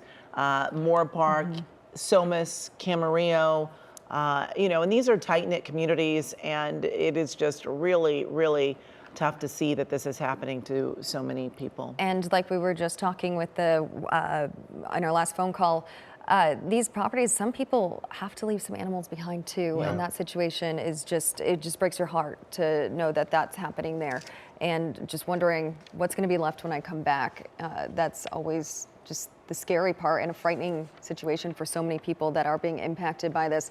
And just another reminder, we've been saying it all afternoon and all morning, you need to be able to evacuate if you can as soon as possible. The Ventura County Fire Department is urging people to do that. Jeff Nguyen is in those neighborhoods on the ground for us, been showing us what the situation is there all morning. Jeff? Hey, Amanda. So right now you can see some of the burning that's going on right now. These are some hedges next to a housing development. We are at the corner of Dominica, Corte, and Crestview. You know, you're from this area, so you know this area a little bit better than I. But we can see some of the burning going on. Street, there is a field. And we are unfortunately losing Jeff's signal. You know, a lot going on out there, and the movement is also causing some issues. But we are seeing the images here. This is in unincorporated area, Somis. Somis, for people who don't know, butts up against Camarillo. This is on the north side of Camarillo. Somis is, and this is on, I didn't quite catch, oh, let's get back to Jeff. Hey, so Amy, like I was saying earlier, we are at the corner of Dominica, Corte, and Crestview, and a fire engine has just arrived because down the field, or down the street from us on Crestview, a field has been burning. The burning is so intense that it has kicked up all of this ash and smoke, and right where that fire hydrant is, John, you can see some of the brush that's burning.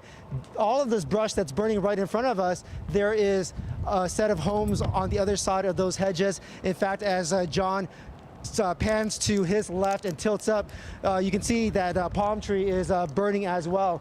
The intensity out here is just very stifling. And as we rotate to John's left, we can see that there is burning at that part of the field, and then there is also some more burning here. So that's what makes things so tricky, because you've got hot spots all over.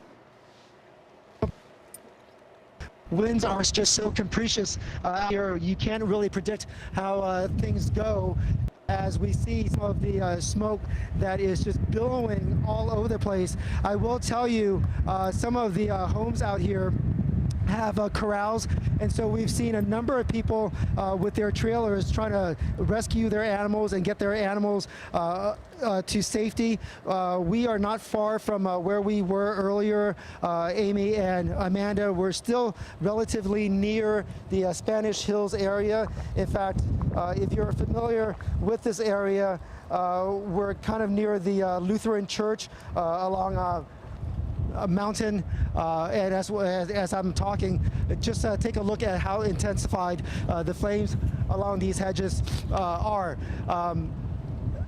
The other thing that you have to worry about is as some of these flames are being fueled by the wind, they kick up some of the embers, and then you've got palm trees all over the place. Earlier, I was hearing you over my earpiece talking about some of the embers hitting some of the eaves, and so those are some of the concerns. And so fire crews have had to just deal with these sporadic situations, and they're just hopscotching all over the place. I am basically 2 lanes away from the flames right there, and I'm not sure if my mic is actually picking up some of the sound of the flames basically chewing up the hedges as well as that tree right in front of me. I can tell you that the intensity of the flames pretty intense, because I can actually feel the heat radiating across the street from me. This is one of the areas that has been evacuated.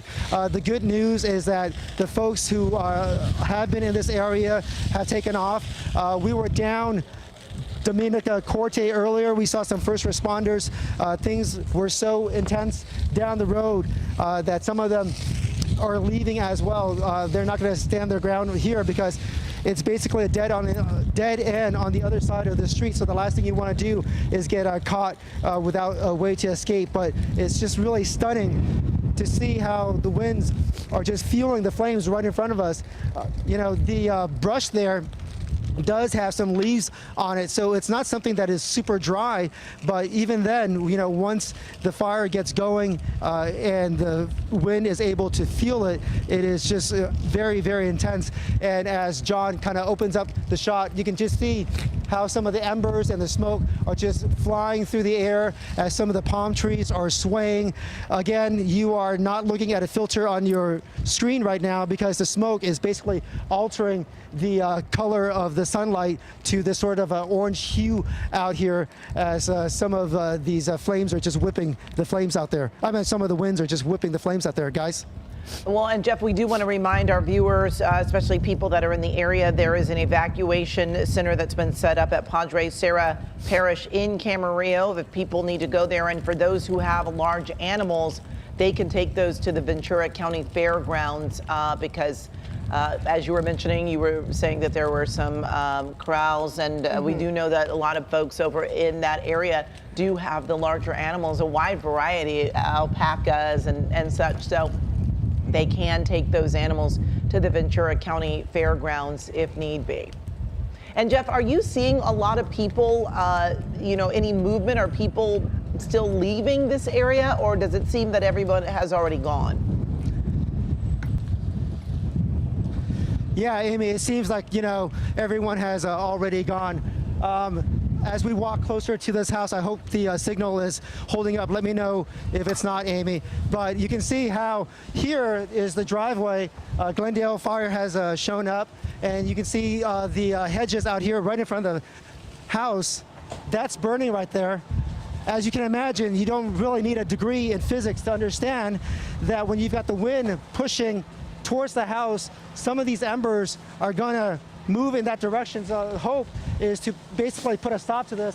And we've got Ventura County Fire Department right now, as well as Glendale Fires. So they are running their hose to basically address this situation as quickly as possible. The good news about a property like this is that there is actually a lot of clearance around the home. You don't see a lot of dry brush.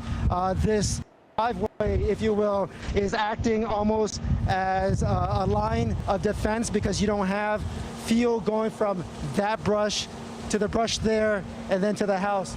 So right now, from the body language, there is urgency from the firefighters, but it's certainly not panic in any sort of way. So they're kind of methodically doing this. If we're going to just slide away so that we don't get hit by the water. But John, come this way so we can get a better vantage point of the fire crews working.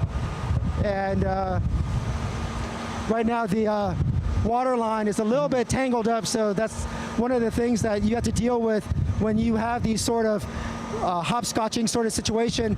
At the moment that you wrap up one firefight and then you got to go to the next firefight, you basically have to roll up your hose so that you can move. And sometimes it's a little bit tricky because when you roll things up, they kind of get a little bit. And the good news is that they are here to address this. Not only are there flames right in front of the firefighters, but I saw some behind this firefighter, which is why he rotated 180 degrees to hit that hot spot over there. So hopefully this will kind of keep things calm, at least for this neighborhood, for a little bit, guys. Well, Jeff, we can't help but notice the wind still really whipping out there.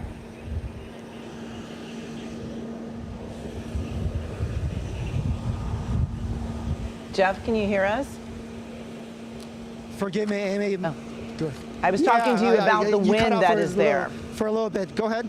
I was talking to you about, you know, as you're showing us these images, we were seeing such large, you know, gust of wind. And I mean, it's been constant. It's been unrelenting, quite frankly. There is really no lull out here. And when you've got the wind fueling these flames, hey, John, let's walk a little bit closer to where they're dealing with this. You know, as we're walking, I can tell you that the wind is just absolutely constant.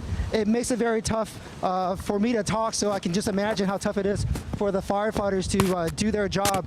You know, sometimes it's just awfully blinding.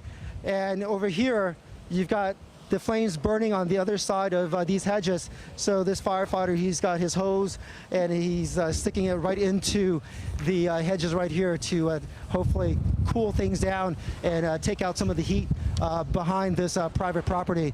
The tricky part as well is, you know, this property is gated up, so it's not like you have the opportunity to just jump over that fence and run the line, you know. So they're doing the best that they can by basically improvising, if you will, and literally injecting water into the hedges right here. Amy? Yeah, and this is just, I mean, to see all of the smoke as we watch, where we've been seeing what you are showing us, and we're giving our viewers two different angles of this fire as we watch the firefighters near you working on this, and we see so much devastation on the other side of the screen, and we're getting an update that this mountain fire that started in Moorpark has now reached the 9,000 acre mark here just before 2 o'clock, and it is just so tough to continue to see the winds just whipping out there, pushing the fire in so many different directions. And we've seen just so many homes that have been destroyed, and they're not just all in one area. It really has hopscotched from home to home, and it just is devastating to see so much destruction. And joining me now as we near the 2 o'clock hour is my colleague Juan Fernandez, and we have been really just monitoring these fires. In fact, there were two now. We have just really been focused on the mountain fire in Moorpark, although there was another fire in Malibu, the Broad Fire, that also was burning at the same time, causing a split of resources this morning.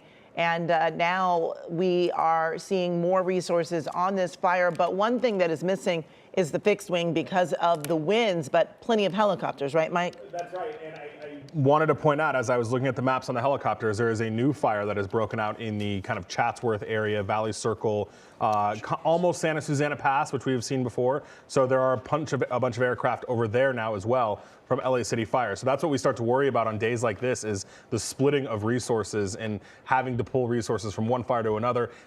Add into the fact that we can't use fixed wing right now because of the wind situation. Yeah. So we're trying to spread out all of these helicopters. I can tell you there are a number of helicopters that have come from Santa Barbara County. Yeah. Well, Mike, we do want to get to Ariel Cohen, who is on the phone with us from the National Weather Service, the lead meteorologist there, and their office just got evacuated. And is this the office that's over by Camarillo there? This is the office in Oxnard. Oh, in Oxnard. I'm the meteorologist in charge of National Weather Service Los Angeles, Oxnard. That's correct. And I had evacuated about an hour and a half or so ago. Was the fire that close to you? Well, the fire was still a bit of a distance away. We were getting a significant amount of smoke continuing to increase. And given the weather conditions for the spread of the wildfire to rapidly be encroaching upon the Oxnard area, I wanted to take proactive steps to ensure the health and safety of our incredible team at the LA office, keeping everyone safe. Our neighboring office at National Weather Service San Diego has assumed full service backup to ensure that all of the services that we would be routinely providing are still being issued by their meteorologist staff, and we're providing support on our end after evacuating. And Ariel, Juan Fernandez here, joining Amy. Question, I've been out to your office many times before when I've been covering stories. You forecast for these events. We know we're having red flag conditions. And suddenly, I mean, we're seeing such an incredible amount of fire. And now you've been evacuated. I mean, were you preparing for this? Did you think it would actually get as close as it has to you that you've had to evacuate? We always are preparing for the worst case scenario. As far as our continuity of operations, we make sure that we regularly drill the different aspects of emergency conditions that could come up, be it a wildfire or flood or other types of very damaging weather that can affect Southern California. We're always prepared. We make sure that we maintain continuity of services, but most importantly, keep our people safe. And that's exactly what we're doing here right now. And that's what evacuation orders are all about, keeping people safe. By chance, is your building there in Oxnard, is it fire safe? Is it something that a fire could pass through and perhaps keep your equipment safe for future forecasting? Well, you know, at this point, it's really tough to speculate too much on what exact impacts are. But again, we're making sure our people are safe, and that's the key here. That is the good thing. And certainly the information that you provide meteorologists all over Southern California is important as we are watching another helicopter drop that we are showing our viewers as we speak with you. You know, the wind has really, you know, not only spread the fire, but also limited resources because they were not able to use the fixed wings to help in this firefight, which is usually so helpful because they can drop so much water or so much retardant at a time, and they've had to rely mostly on the helicopters. So perhaps, Ariel, you can talk to us a little bit about how the winds are going to be changing, because we know the red flag warning is in effect until tomorrow. In fact, we have the particularly dangerous situation component of the red flag warning all the way through 9 a.m. tomorrow, and the red flag warning continues all the way through tomorrow evening. So this is a very dangerous situation. Winds are remaining strong this afternoon, are actually going to increase again tonight as we expect another surge of northeast to east winds to come through with this very strong Santa Ana event. And Ariel, are those these sundowner winds in conjunction with the Santa Anas that just make them that much more dangerous at sunset? This is really purely a Santa Ana event, but exactly as you hinted at, it's the same general idea that at nightfall we get more drainage flow descending from the higher density air that's cooling off faster over the mountains, comes down slope very quickly, and that accelerates at night when the air gets heavier up high. And Ariel, looking ahead, do you think past tomorrow things will finally settle down? Because I mean, firefighters are going to be at the brink of exhaustion here. There's just too many fires popping up, too many homes being destroyed. What are you looking ahead to? We're looking ahead to, unfortunately, the very dry conditions through the end of the week. While winds decrease to some extent, we are expecting, by the time we get to Friday, we're looking at renewed possibility for a Santa Ana wind event Tuesday into Wednesday of next week. Well, you know, Ariel, we no longer, you know, call it a fire season. We say our fire season is year round, but we do have certain times of the year when it does seem to peak. And so often we have the Santa Ana winds in October and maybe even in September, but we're a little later this year to start seeing this. Are you expecting that we may have a late fire season, so to speak, before we finally see some rain? It's too early to tell. Ultimately, things can switch in a heartbeat around here. And so the main point is you need to be ready, because these fires are also creating burn scars that could be susceptible to major debris flows if we get the rain. So just the point is to be ready, be vigilant, because while it's sunny a lot here in Southern California, things change to very dangerous very quickly. Yeah, and Ariel, this was quite a year. You know, we had all that massive rain earlier this year. Once that tapered off, we had the June gloom that kept, moving month to month. And then once we got into the summer temps, those seemed to drag on for a lot. So it seems like this has been a year of extremes, extremely wet, extremely hot. And now we have these winds happening here. Are we expecting more of the same, you think, for the rest of the year, perhaps maybe into next? At this point, it's too early to tell, Yeah. but we got to be ready. We have to be ready. That's the main point here. And that is key, and that is what you guys do. Of course, our forecasters around the nation and our forecasters here at KCAL News, checking those models, seeing what's happening. And right now, we're in a pretty serious Santa Ana wind event. As you were saying, Ariel, we have evacuation orders in place, homes being destroyed. And even your office has been evacuated as well as a precaution. And as you were saying, the important thing is to be prepared, to be ready. And this is really a lesson for anybody out there, especially Absolutely. out in this part of the valley here, that these winds are vicious, they're strong, Yep. and they came with a vengeance, right? And they're not done yet. And they're not done yet. That's key. And I think it's very key, Ariel, that you're evacuating from Oxnard. And this fire started in Moorpark, went from Somis and into Camarillo, and you're not taking any chances with it moving to Oxnard. And we've been talking to people all morning long about, don't wait. Get your items together, load up the car, even if you just back it in the driveway, but you're ready to go. And that's part of what you were doing by evacuating early. That's exactly it. That's exactly it. And especially, Ariel, you're saying we're expecting stronger winds later tonight and possibly into tomorrow. So very sobering for the people out there watching. We have our wind speeds there on the left side of your screen there. You can see these are sustained winds, I believe, of 52, 50 miles an hour, consistently blowing. And when you have warmer temperatures, low humidity, this is really a combination for some very destructive fires that we're seeing today, right? That's exactly it. And these winds, now that we have the very dry air in place, anytime we get these pulsations of winds, we're dealing with a volatile combination of parameters and a very particularly dangerous situation. And anything can start a fire. I mean, a cigarette thrown out of a car, a lawnmower that causes a spark, a car that backfires. You have to be so careful. And we're watching now flames, Ariel. I don't know if you're watching our channel right there, but you can see someone's fence going up in flames, and that house just behind it. Neighboring homes also up in flames. And again, firefighters are strapped. I'm sure they're bringing in firefighters from around the area, right? Absolutely, yeah. They are bringing in other departments because, this fire has just it's over 9,000 acres now. And I don't think we have a total of how many homes have been destroyed yet. The thing to remember is that because the winds are so strong, the winds are throwing sparks downstream of the actual fire that start new fires.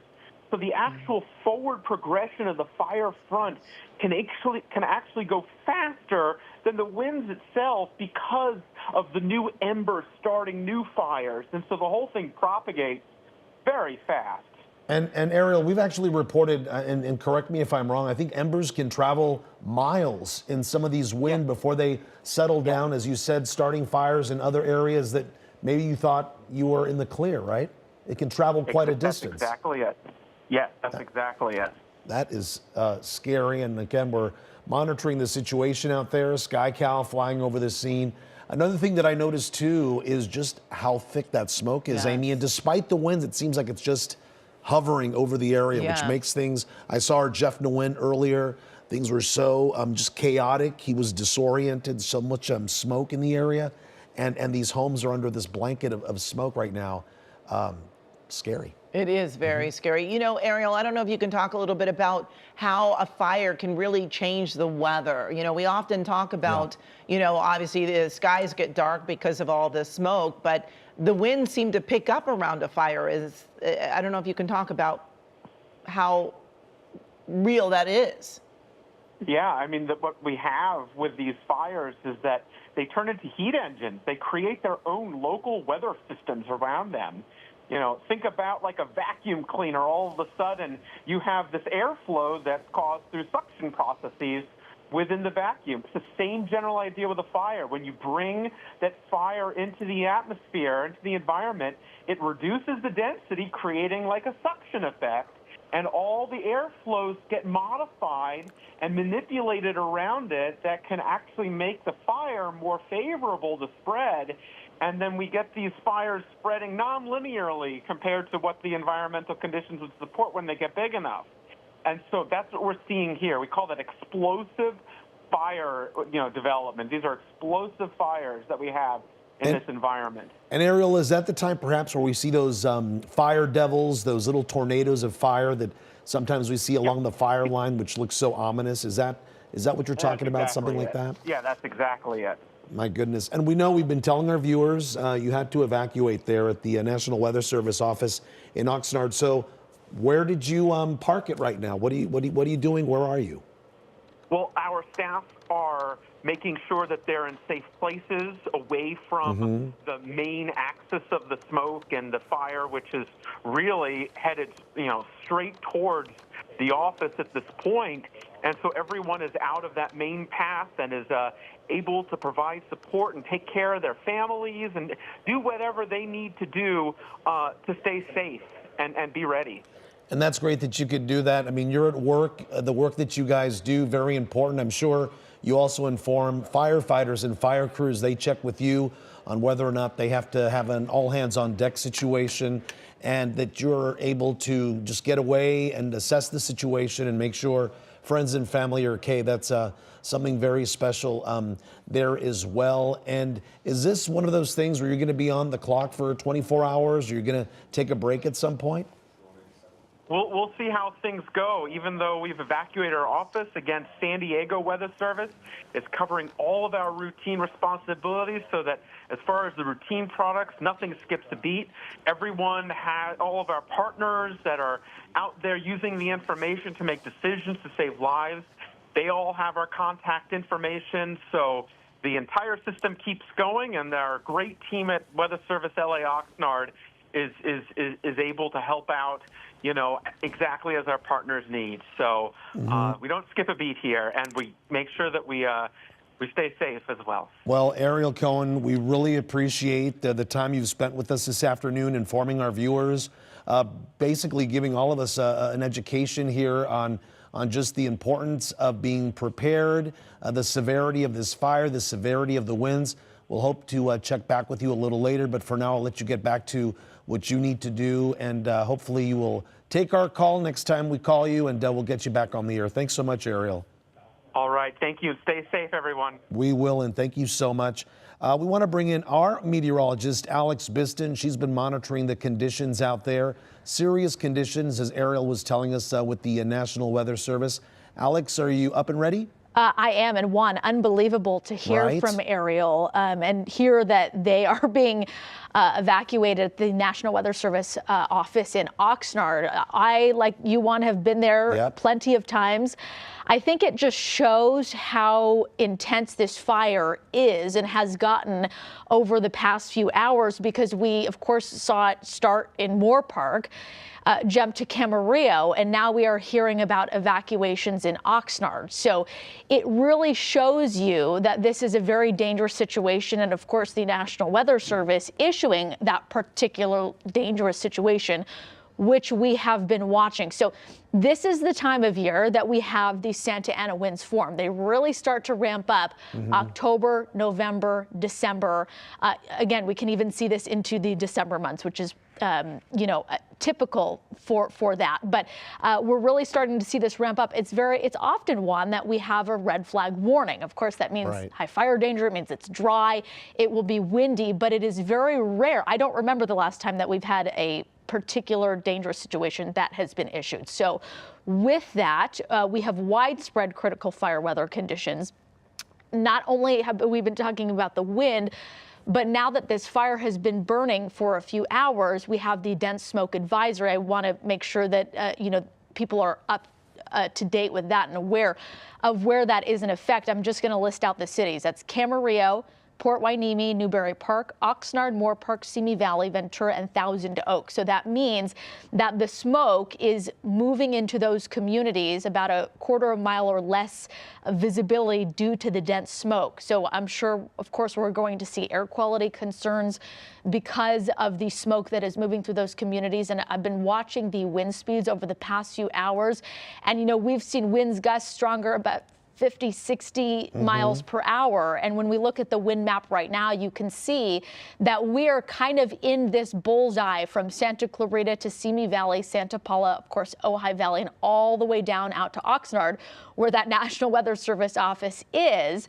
And we can see how the winds are specifically impacting this area. Now, this is an area that typically really gets hit hard with the winds. We see it here, and it's kind of like a horseshoe pattern. We see it from Ventura County up through the mountains, the Angeles National Forest, and then, of course, swinging around to the Inland Empire. So the Inland Empire is another area that typically gets these very strong Santa Ana winds. Now, what's happening is it's been hours that we've seen these strong winds, and what Paul Diano was mentioning earlier was the fact that the wind picks up some of these embers and then distributes it somewhere else, and then a house that's nowhere near the start of the original fire can unfortunately, you know, get hit with one of those. So that is kind of a danger when we have these stronger winds developing. So you might be tuning in and wondering, you know, how long is this expected to last? You know, when will we start to see the winds die down? So I'm going to bring up our show us the winds as we head through the next few hours. So I'm going to start it. Let's see if I can start it right about now. It's 2:16. So as we head through the next hour or so, are we going to your computer, Alex? Yes, if you can. If you can. Yeah, if the booth can put up her also computer, understand that'd be we great. do want to see these images too.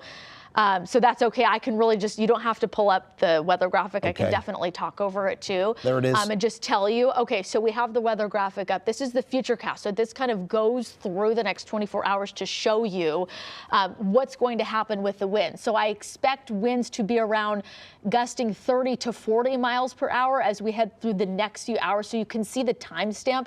It's on the up on the right-hand corner of your screen. So once we kind of toggle through, you can see that the winds die down somewhat as we head into around 7:30, 8 o'clock tonight. But again, we're looking at Moorpark, and we're seeing that the winds are still quite strong. Areas about 30 miles per hour. What's going to happen is I've been, you know, going through this and watching it as we head into early tomorrow morning. Here's about 4:45, 5 o'clock in the morning, seeing the winds relax somewhat. But then we'll see kind of another burst as we head through the morning hours. So these winds typically ramp up in the early morning hours too. So we saw that early this morning. So about 9 a.m. tomorrow, we'll see widespread winds about 30 to 40 miles per hour. And then I think really what's going to happen is we'll see winds subside as we head into Thursday afternoon and Thursday evening. So I want to look back at my notes here and make sure I can remember when the red flag warning is going to expire. Let's see. I believe it's tomorrow.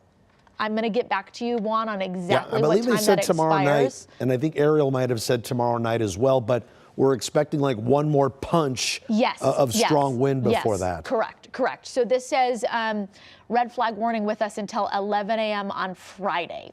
So we will have that the wind, that particularly strong, you know, burst of wind with us. I'm also going to just pull up again that map of the winds right now, specifically over Ventura County and areas like Santa Clarita. So again, you can see that on our wind gust map, that areas like just through the I-5 corridor, as you make your way just north of Santa Clarita, Simi Valley, winds anywhere from about 30 to 40 miles per hour, but closer to 50 miles an hour in areas like Santa Clarita. You know, these are communities that know that the winds come there, right? These are areas, they know that. But when we have winds this strong, it's always alarming when we start to see this kind of ramp back up again. This is the season that we see this activity ramp up, and these are the communities right here, what you see on your screen. These are the communities, unfortunately, that always have to be prepared for something like this. Exactly what Ariel was saying,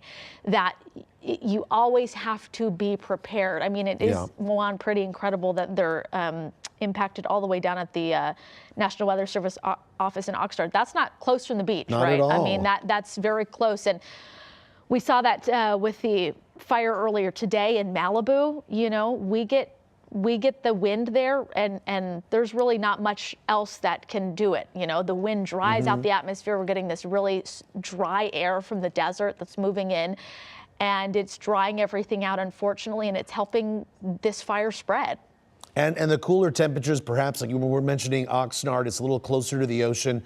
That's not helping at all because of the Santa Anas, right? These winds are coming from the mountains out towards the ocean, right? Correct. And so typically we have the sea breeze, right? And that's what helps keep the coast a whole lot cooler.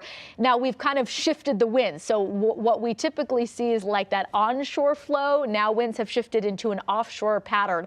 And that's why this gets really dicey and it gets really tricky, because we're seeing all this dry air filter into Southern California.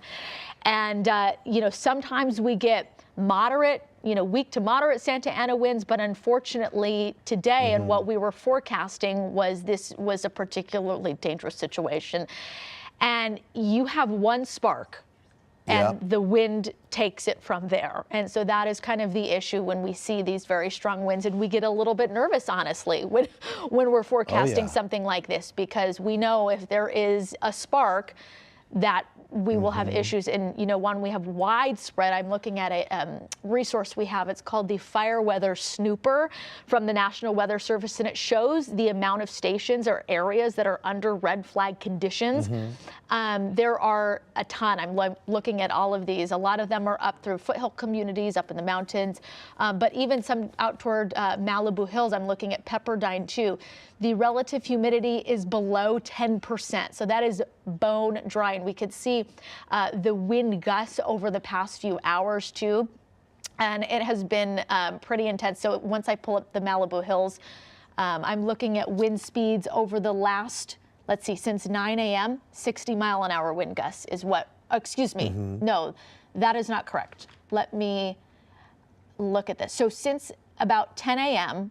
in Malibu, we've seen sustained winds from 30 to 40 miles per hour, gusts around the 50 to 60 mile per hour range. So it just kind of goes to show you this long duration that we've been dealing with the very strong winds. Yeah, I was going to ask you to explain the difference between sustained winds and wind gusts, but when you see the difference between that sustained wind and the gust isn't too far off, to have that consistent wind blowing nonstop, as you said, it moves those embers around, keep those flames fanned, and it becomes such a big problem. And of course, Alex, as we know, if you're near the canyons and passes, when there's areas where the winds kind of like go through those passes, they compress, they move faster.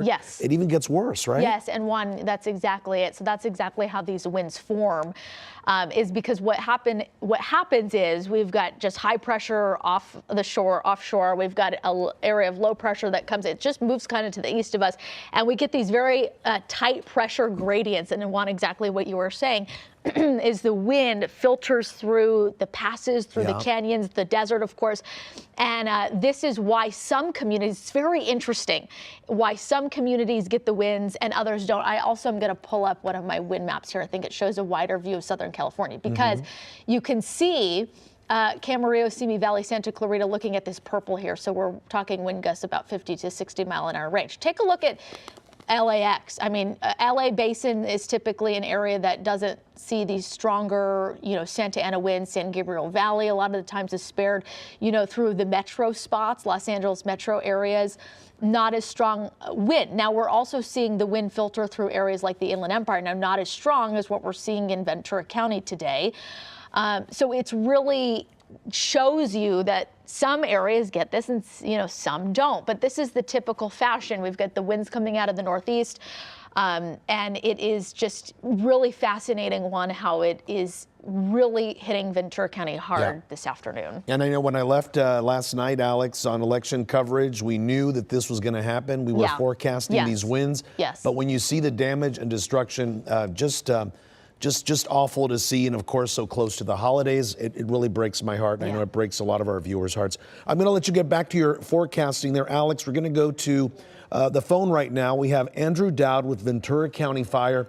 Andrew, thanks for joining us. Thank you very much for having me. Andrew, fill us in. We've been kind of doing a round robin. I know this fire has spread into many areas, Moorpark, Camarillo, Oxnard. What can you tell us on your front? Sure. So this is a very rapidly moving and fast-moving wildfire. So right now the fire is estimated to be at least 800 acres and is just dynamically moving, as you probably have footage of. Our number one priority here at Ventura County Fire and running this incident is life safety. That's and right. We're urging all residents that are in the affected areas to make sure that they're heeding evacuation orders. That's our number one priority. Andrew, how do you prepare for this? Because, I mean, when you see just how widespread these fires are, and there's always just a certain number of firefighters covering an area, how are we doing today? How are the men and women on the fire lines doing? What's the plan? Great question.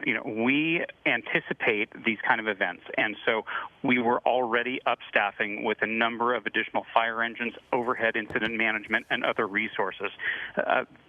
So the second thing I will say is because of our master mutual aid agreement, that's the master mutual aid agreement is what allows other agencies to support each other when something like this happens.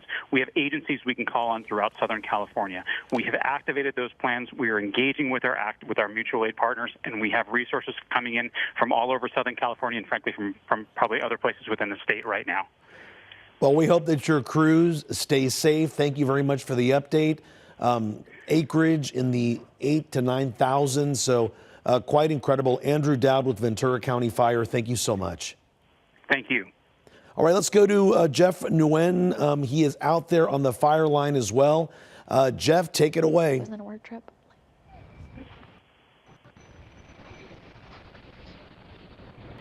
Hey, Juan, I think you just tossed to me. Let me just step aside so you can see what's going on right behind me right now. You can see just the intense flames that are burning from this structure right here.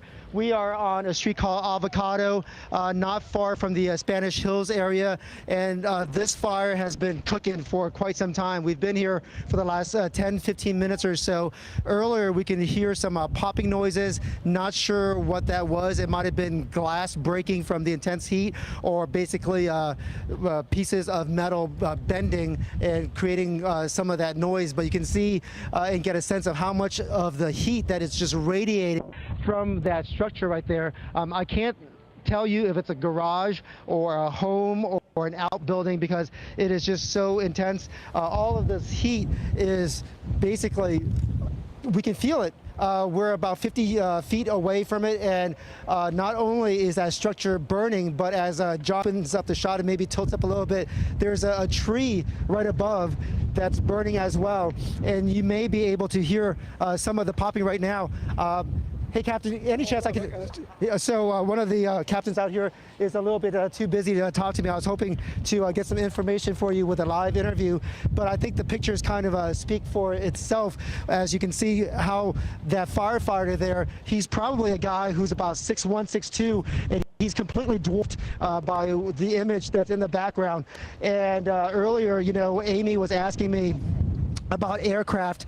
We have been seeing a couple of water dropping helicopters in this area, so that's what led us to this area. Oftentimes when you do old-fashioned shoe leather reporting, you just kind of look to figure out where the smoke is and where the flames are and where the helicopters are, and you kind of head in that direction. And that's exactly what John Schreiber and I did, which led us over here. We are on one property that neighbors the one that's burning right now. Earlier, we could hear some of the equipment that firefighters use to either knock away the wooden fence that used to sit there or cut away from it. We are also hearing some of the chainsaws running in the background. I'm guessing what they're trying to do. It's hard to see out here, but they're probably trying to chop away some of the trees or wood that might be surrounding this structure to take out some of the fuel. There are a number of firefighters out here, and it intensifies, so does this fire, and it is just kicking up a lot of heat and just blinding smoke. Earlier in the day during our previous live shots, when there is so much smoke that's billowing, you can't see a whole lot. But in this case, you can see a whole lot because the intensity of the flames, I mean, the illumination here is really something else.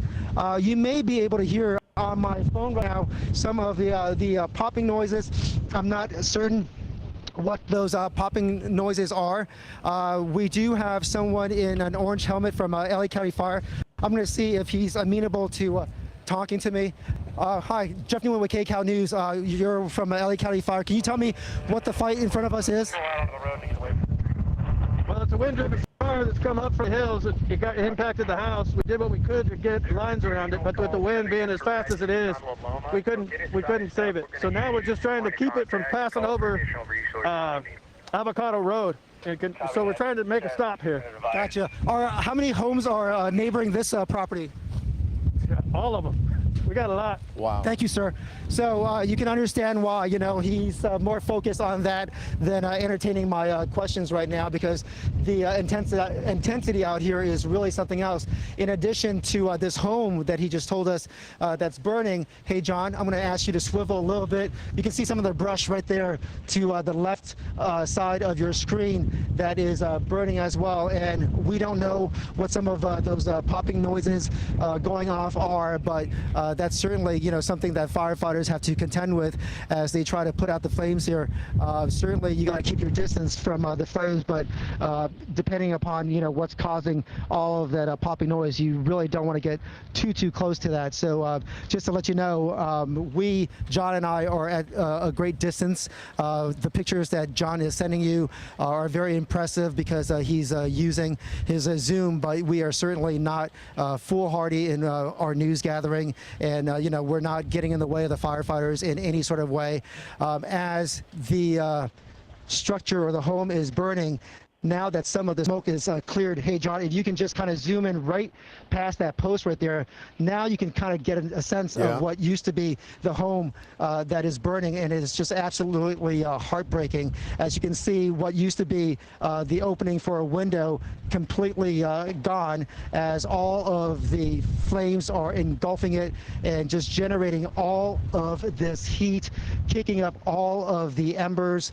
On Avocado, there is a string of homes. This is a relatively rural street with very large properties, and some of them are behind gates. So that's the other tricky part, as well as people leave. Firefighters kind of have to improvise, like in this case, basically to access this property. They had to take out that wall. Obviously, some of it burned before they got here, but they kind of sped things along and took it out so that they could access that prop right there. Juan, I have been talking quite some time, so I don't want to be rude. Let me go ahead and kick it back to you in case you have any questions for me, Juan. Let me tell you, Jeff, just watching your pictures, just incredible. It almost looks like a blowtorch or a gas leak type of situation. The flames are so intense. The smoke is so thick. It's almost like you're on a different planet. It's like the sun is blocked. It's incredible. And the fact that these firefighters, their number one task is to save lives. But as the firefighter you spoke to said, there was nothing they could do here. They're just trying to make sure that those flames don't hopscotch onto the other homes in the community. And when you asked what homes are they worried about, he said all of them. So this is just so incredible, so crazy. And we thank you and your photographer. I know you've been keeping a safe distance, but really the zoom shot on those flames, you could see the window you were talking about. We can see the intensity, just incredible. So Jeff, thank you so much for bringing us those pictures. And please, you and John, stay safe out there. We've got Desmond Shaw live in KCAL. Desmond, you've got that bird's eye view. We know how large this fire has grown to. And talk to us a little bit about that. What do you see from KCAL? Juan, we just got on the scene a couple of minutes ago, and I really cannot believe what I'm seeing. This epic level of destruction, absolutely devastating to the city of Camarillo. Let's look in here where almost an entire neighborhood has been destroyed right here. As I put up the map tracker, we're talking about San Clemente Way, Highland Drive, off of Marissa Lane, Cabrillo Way. Almost every single home on this hillside has been completely decimated. A couple have been spared so far. It's always very bizarre to see how some people just get incredibly lucky, but most do not. As I widen out and show you here that the foothills in Camarillo, just north of the 101, we can't even really get the complete scale of this destruction. So much of it is obscured by homes as well. Here in, I believe, the Las Posas Estates area, if you ever drive up the 101 and you look to the north, these are those really, really nice homes on the hillside that, everyone in Ventura County, I can assure you as a resident, really admires this neighborhood. And most of it has just been completely leveled by the mountain fire. More than 9,000 acres, and it happened so quickly. And something I'm really concerned about here is as you come off the foothills, you see how dense these subdivisions are down in. Let me make I'm gonna make the bubble a little bit larger here, but all of this area, the further south you go, the denser all of these developments get, and these homes are all in the path of this fire, obviously, as the Santa Ana winds are blowing so hard to the south. There is a lot of concern, as widespread as the destruction is. I mean, it could. This is already on the level of the Thomas fire or the Woolsey fire. We definitely have not seen anything in Ventura County like this since the Thomas fire. This is already looking like it could end up being worse than that. And and the Thomas fire spread so many miles from Santa Paula all the way to the city of Ventura. So that's just kind of giving you an idea of the destruction that we're talking about. Just want to go over to the 101 freeway right now, right by Camarillo Airport, which I believe is closed right now because of the thick smoke. As we look in on the 101, the freeway is open right now. I mean, I think these are probably a lot of people that are trying to evacuate towards the coast, towards Oxnard, towards Ventura, maybe, farther north than that. But I'm not sure how much longer. I mean, we'll just have to see what happens with this fire. The 101 is open right now. Certainly something that is scheduled to change depending on, how this fire picks up.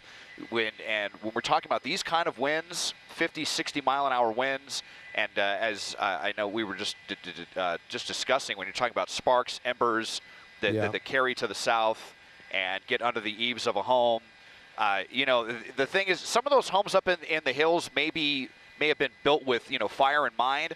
I'm not sure that these subdivisions more in the lowlands by the 101 freeway, if that's the case. A lot of them probably have eaves, so I don't want to be alarmist, but this is very scary for everyone all across the entire city of Camarillo. It looks like the epicenter of the destruction is off of Valley Vista Drive, Fairway Drive, Esteban Drive. We had just heard in Jeff's report that homes were burning off of Avocado Place. That is obscured by smoke right now, but just an unimaginable amount of destruction for the city of Camarillo. An incredibly dark day for Ventura County, Juan. No doubt about you're it. not being alarmist at all, Desmond. I just got the latest numbers from our producers. This fire has now burned 10,000 acres, so in a very short time grew by 2,000 acres. And just watching your shot from KCAL, from SkyCal there, Desmond, there's really no natural break for this fire, for firefighters to get an upper hand on this. You said that just these neighborhoods are compacted pretty densely. There's the 101 freeway, but that's not much of a fire break. So it is scary, and who knows whether these homes, as you said, in the lowlands, farther away from the hillsides, were perhaps given a little bit more leeway into how they build their homes, that perhaps they didn't have to have that great amount of fire suppressing materials. And as we know already, so many insurance companies have left the state of California, even in areas that aren't fire prone. So this is just going to make it more difficult for homeowners to insure their homes. And again, these shots you're giving us, Desmond, just incredible, really. And I mean, look at how widespread this fire is. It's like it's spreading far to the west, far to the south. And, when we talk about fire breaks, I mean, you're right. The 101 is not going to be much of a fire break, and we know that historically, because I'll never forget the Woolsey fire when it first broke out, and the city, LA City Fire, they estimated that it had the potential for 500 acres. And we know what ended up happening. I was covering traffic that morning on KNX, and when the fire jumped the 101 freeway, and we all gasped because we knew what we were in for. So when you're talking about winds this strong, fire breaks are kind of off the table to a degree. That's right. I mean, we've got close to a dozen water-dropping helicopters on this fire, and it's barely even making a dent just because of the conditions. This is absolutely the worst possible scenario as far as topography and obviously the winds that the firefighters are dealing with. So we're coming back to the north now, kind of on the border of Camarillo and Somas, this area where, you have all these big, beautiful ranches growing all sorts of produce and wine. And now, you see these fires up in this area. I mean, this is not just going to be a devastating day for homeowners, but this could be, very, very catastrophic to the Ventura County economy. Talking about a lot of farmland burning, and that's all farmland if the fire does end up going south of the 101 freeway. The Woolsey fire burned to the coast. Obviously we pray that does not happen, but when you just look at the this widespread destruction, which we again still can't even get a full grasp on because it is so widespread across Camarillo. Boy, this is just incredibly sad. There's really no other words for it. We're going to toss it back to our Jeff Nguyen on the ground, I'm being told. Desmond, thank you for that. We are down here on Avocado Place, which you mentioned earlier, and you can see some of the flames that are burning right behind John Schreiber and myself. On top of that, I don't know if you can hear from my microphone, but there is a lot of popping noises coming out of that house. I know that the fire department has brought in a number to cut away at things, so I'm not sure if the sound that we are hearing right now is from some of that equipment or just some of the wind that is just whipping through. Basically, you got like a kazoo when the wind pushes through a structure like that, got like a channel, and it creates this sort of whistling noise, if you will. But the popping is hard to figure out what that is. I tried to ask one of the firefighters what's causing the popping, and at this point nobody wants to speculate. They just want to deal with what's in front of them, and what's in front of them is those flames that you just heard, that very large pop right there. The other thing that we are dealing with is the winds out here. It is really whipping through, and as the wind kicks up, you can just hear that winding noise that's taking place, that's just feeling the flames, feeling the chambers of that house that has been just wiped out. As the noise intensifies and the pitch intensifies, you can see some of these firefighters are kind of repositioning themselves and repositioning the hoses as well. While that captain is talking to one of his team members, I'm going to just wait for a second. John, keep on showing the flames. I'm going to see if the captain will talk to me. Say that again? Natural gas. It's natural gas. I don't know what that's going to do. Okay. I would back off a little. Does it sound like natural gas? So we're going to just back up because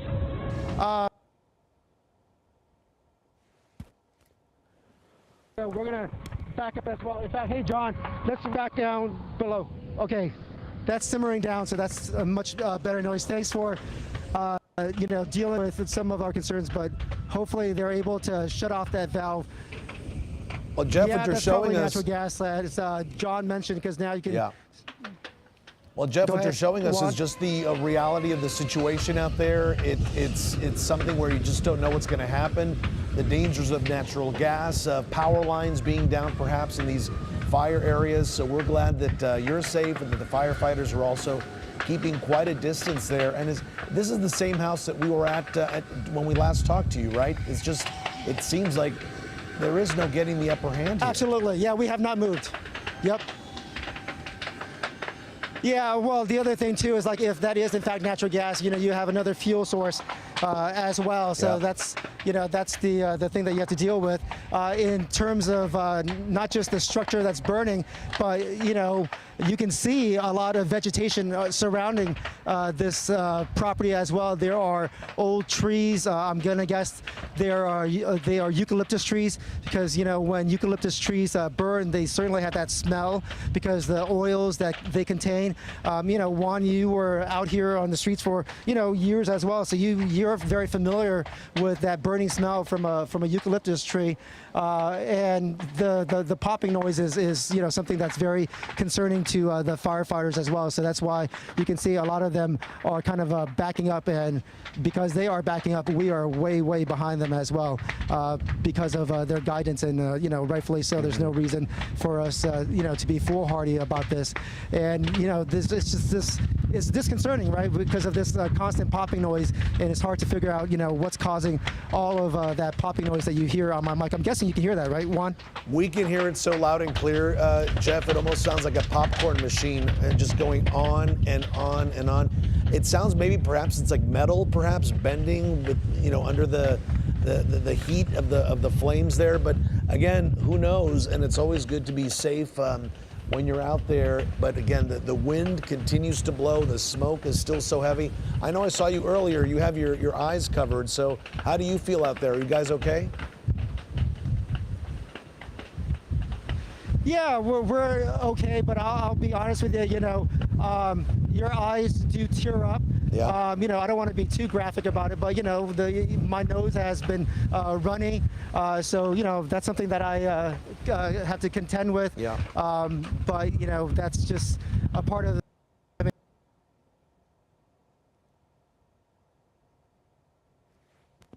These evacuation orders are in place, and to get people to understand the urgency. When the fire department asks people to evacuate and not plug up the roadways, especially some of these roadways, quite frankly, are little country roads, right?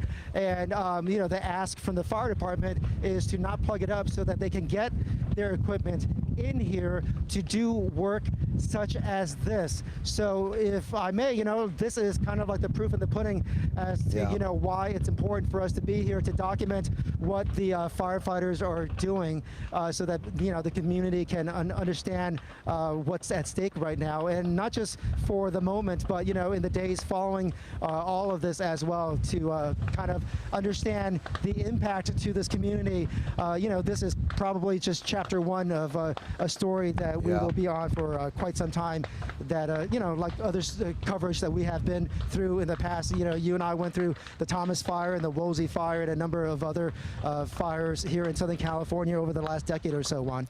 And let me tell you, the work we do is very important, Jeff. This is a great reminder that you should, at all costs, if they give you that warning to get out of the house, especially if you have small pets, small children, elderly relatives that live with you, you don't want to wait to see what's going to happen. Oftentimes we see people, they want to stay behind with their homes. They try to fend off these flames with a garden hose, or perhaps they have a small tractor on the property. When you see something like this, it just goes to show you, even for the best trained fire crews out there, these three firefighters that we've been seeing with the hoses out there, they've been at it for at least 20, 30 minutes, and it seems like they haven't made a single dent there in the house. So always a great reminder. You see these pictures, don't think twice. If you get the order to leave your house, absolutely do it. Again, small children, small pets, elderly relatives, you don't want to take a chance, because it's scary, Jeff. I know you're at a distance, but when you zoom in and you see what's going on,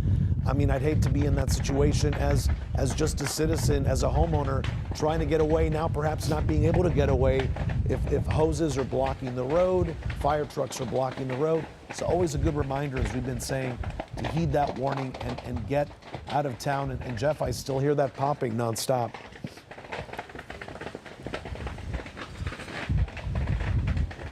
Hey, Juan, if I may, let me piggyback off what you said in terms of, interfering with operations like this, because, it's not just the heavy equipment that needs to park on these little country roads, but, water hose lines that have to run across the street sometimes. So the last thing you want to do is block the street, or worse yet, drive over one of the connectors for the water lines, and then you damage that, and the crews are not able to do the work that you're seeing in front of us. The other thing too is that as we are looking at the flames, as someone who has done this for a living for the better part of like half of my life, it's heartbreaking, right? Because you see basically dreams going up in smoke.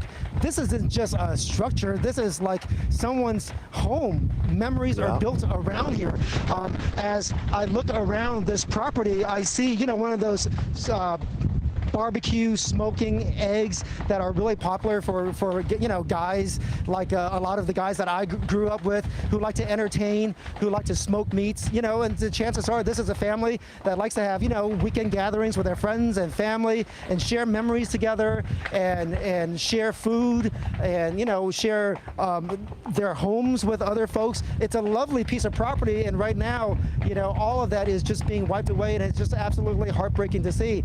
I know that we cover these things because it is a matter of great urgency. Sorry for the folks who may be watching our coverage and seeing what we are bringing them, but certainly I hope that they are well and they are safe, and and I'm just so sorry for everything that's being wiped out, because like this property looks like it's got so many stories to tell. It like the aging on the wood on the side of the garage. I mean, who knows what sort of stories were developed or created inside that garage, nonetheless around the fireplace. So it's super sad to see, and these firefighters are doing a valiant effort to do whatever they can to keep this from spreading. Intellectually we know that this is a total loss, but for the rest of this community, it is also a line of defense, right? Like they may not be able to save this, but the goal now is to just contain this within this property, right, Juan? Absolutely, Jeff. And you're talking about these family homes. These are beautiful homes, big properties. Desmond was showing us areas that had crops, that had vineyards as well. And when you think that we're just maybe 3.5 weeks away from Thanksgiving, this is really a heartbreaker here, because obviously for many families here, plans are going to change, and they're changing fast. And it's the time of year when you want to be worried about other things, celebrating with your loved ones, not picking up the pieces of a home destroyed by fires, flamed by Santa Ana winds. Jeff, we're going to keep watching your picture there. If anything interesting happens, just pop right up. We want to go to Mike Rogers on the desk now. He's been monitoring the situation. Mike, I know you've been doing a lot of things. Take it away. Yeah, one of the things, and we'll show you some video here in a second. One of the things I want to show you is evacuations of horses. This is a very large livestock area, Camarillo, Ventura County. All of those areas are real heavy with livestock. So one of the issues they've been having is obviously trying to get these larger animals out. And I think we have some video that we can show to you of that evacuation process that was going on. These people have been walking just basically down the street with their horses, trying to get them out of the neighborhood here. This is actually different video, but this is when they were actually evacuating senior citizens out of a home, and you can see how urgently the first responders were doing, the sheriff's deputies there, to get these people out of the homes, putting them in the patrol cars, and just moving on just as quickly as they could. This is why we were talking about the need for people to evacuate when they were told to evacuate, so that resources can go to helping people who can't evacuate. Here's the video I was talking about the horses, though. This is people that were walking their horses down the street here, just trying to get them into a trailer. This is a city or a county trailer, rather, that was kind of provided to help get livestock out. And that's the thing, is you have all of these big animals that are much, much more difficult to evacuate, especially if it's in a moment's notice. There you see a deputy trying to kind of coax the horse getting into that trailer. We have seen crews from Santa Barbara County down here as well. I want to show you, or have you listen to a quick interview that a freelance photographer was able to get with a guy who was trying to get his horse down the road into the trailer.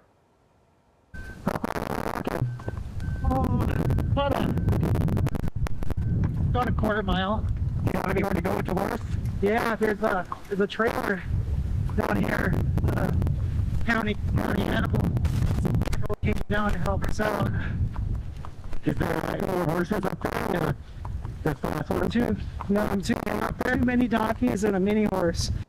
And so you can hear them talking about how they still have to get a mini donkey and some mini horses Oh my gosh. out there as well. And you can hear the audio is a little rough. It's because the wind is so heavy into those microphones. I want to ask the control room if we can come to my computer here for a second, because I want to show you the updated kind of fire map that CAL FIRE has been putting out. On the right side of your screen, those are live pictures from Desmond Shaw. Something that Des and I were talking about, and you can see on my computer here, is one, look at the big jump or the big gap between where the fire has burned. Everything in red is where the fire has burned, and there's this huge empty space here. At some point, embers jumped all of that empty space to burn where all of the houses are. Now, for reference, where our Jeff Nguyen is he's been down in this neighborhood where he's been talking about. So the fire obviously started up in this area, but then kind of jumped its way across this large swath of land and landed in this hill mountainous range there where the fire is burning now. And I'm going to get a little bit closer in here because I want to show you the red is where the fire has burned. Anything that you see in white here is homes or structures that are in the area. So you can see all of the homes. That doesn't necessarily mean all of these homes have burned, but it does mean that fire has pushed through all of this area where the homes are. And I want to find on the map here Avocado Place. This is where Jeff was talking about. That's what Jeff was, yeah. This is Avocado Place right here. And you can see now, but before I had updated this map, the fire was only on one side. Now it has jumped both sides of Avocado Place. One of those homes that I think Jeff was talking with the fire department was kind of right in this area. And I'm going to show you one more place real quick, and then we'll go back to live pictures. But I wanted to show you because even here, the fire is spotting down near the 101 at Central Avenue. There's been a little brush fire right here that has been concerning for the people that are in that area as well. They've gotten CHP down there. Of course, the 101 is still open, but when you look at this map, it's just kind of crazy where all of the structures are as we look back at live pictures. And Des, I think you can attest to this too. This is probably the largest contingent of helicopters I have seen on one fire. The last count was like 11 or 12 helicopters that are on this, which is usually not that many, but without the presence of any fixed wing aircraft, they're really trying to throw as many helicopters as they can. Desmond, I've seen them come from as far away as Santa Barbara County. We've got the Chinooks out of the IE as well. So a large aerial fight up there, right, Des? Yeah, absolutely. I mean, close to a dozen helicopters of varying size at this point. When we were taking off out of Van Nuys Airport, we saw the huge Colson Chinook that was coming in for refueling operations. So, you know, they should be, if they're not already, I think I saw another one that was already back here on the scene. So, you know, unfortunately, we can't have those super scoopers right now because the winds are so powerful. And, which would be huge. You know, Makes sense, yeah. Actually, kind of thinking about it as well, they would probably just be getting water out of the ocean, I would be guessing. You know, maybe we'll see them if these winds die down. This is obviously going to be a multi-day affair, so, you know, we'll probably see them at some point. Now, here's a really concerning area here that Mike brought to my attention. All these spot fires right in this area, very close to the 101 freeway. This is the 101 at Central, and there's quite a bit of dry brush right there, quite a bit of dry brush. So they want to get a hold of all of these spot fires and to make sure that they can prevent the 101 being open. And we really need to keep that freeway open if possible. Obviously, a very vital evacuation route. And we're also going to be getting into afternoon rush hour. You know, hopefully they'll be able to keep the freeway open. And I understand we're going to toss it to our Lori Perez on the ground. That's right. We just arrived here 5 minutes ago, so I don't really have any official information, but I have so much to show you here on the ground, what we are seeing and feeling. Take a look at this home. It is engulfed in flames. You can see how this tremendous wind is fueling this fire. There is so much black smoke billowing out, and the flames are really just out of control. Much of the structure has already been destroyed. We're going to walk down the street here. You can see even on the street here, on the side, this is what firefighters and crews are having to deal with. So many different hot spots that they are trying to manage because this neighborhood, as you can imagine, is lined with beautiful homes up and down the street that they are trying to keep these flames from getting to. You can see the visibility, though, is very much reduced. Because the wind is really just blowing that smoke everywhere. There's so much of it. Even we're trying to get there. There were moments when we kind of had to pause a little bit because the visibility was so low. But up and down this street, it's lined with homes and unfortunately lined with little hotspots, putting these houses at risk. We were actually headed to another neighborhood where we had heard that there were homes already burning, but we stopped here because we wanted to give you a glimpse of what it is exactly that they are trying to handle here. This is just one home of many that we understand is burning in this area. This is again Vista Del Mar. This is in Camarillo. But as we were coming up here, you know, we could look on either sides of the street, and it was really just our choice, unfortunately, of where we wanted to go to show you the damage because it was all around us. I'm going to send it back to you so that we can get into a different location and show you more of what is happening here in Camarillo. And Lori, before we let you go, so maybe Desmond can spot you from KCAL, you said you're on Vista Del Mar in Camarillo, is that right? That is correct. I'm on Vista Del Mar, and Valley Vista is the cross street. Vista Del Mar so, and you can Valley pass Vista. that on to him, but you know, Valley Vista. But I mean, it's street after street after street. We could see crews furiously working to contain things. All right, we're going to let you get around there, Lori, so that you can bring us some of those incredible pictures. Again, she's at Vista Del Mar and Valley Vista. Des, if you can hear us, maybe you can show it to us a little bit later. But as she was saying, is that it right there? Oh, yeah, look, we're having it right there on Vista Del Mar, Des. That's where Lori's at. Yep. I had directed my pilot Dylan kind of this gap between the two flanks of the fire burning right now because we could see so much black smoke coming from this area. So, you know, Lori really is in the thick of it. One of the, biggest areas facing the most active destruction. So many homes burning, and there's just so much smoke out here that, we're not going to be able to show to it all of you, but the entire extent of the damage, I should say. But just we can't even really count how many homes have burned at this point. As I scan around, we're just seeing more and more. It's many dozens at this point. I mean, we're talking about entire neighborhoods that have been wiped out.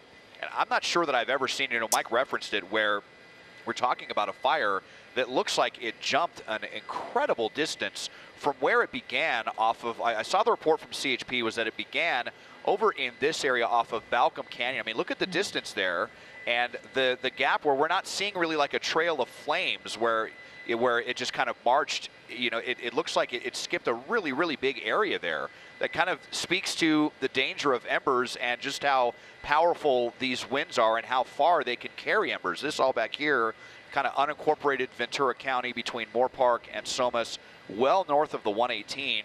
When I was using my measuring tool, it's several miles that it looks like the fire jumped from its original location, and it would have been bad enough if it would have just been in this area with this big ranch land and lots of farmland, but it jumped into a heavy populated area into the city of Camarillo proper.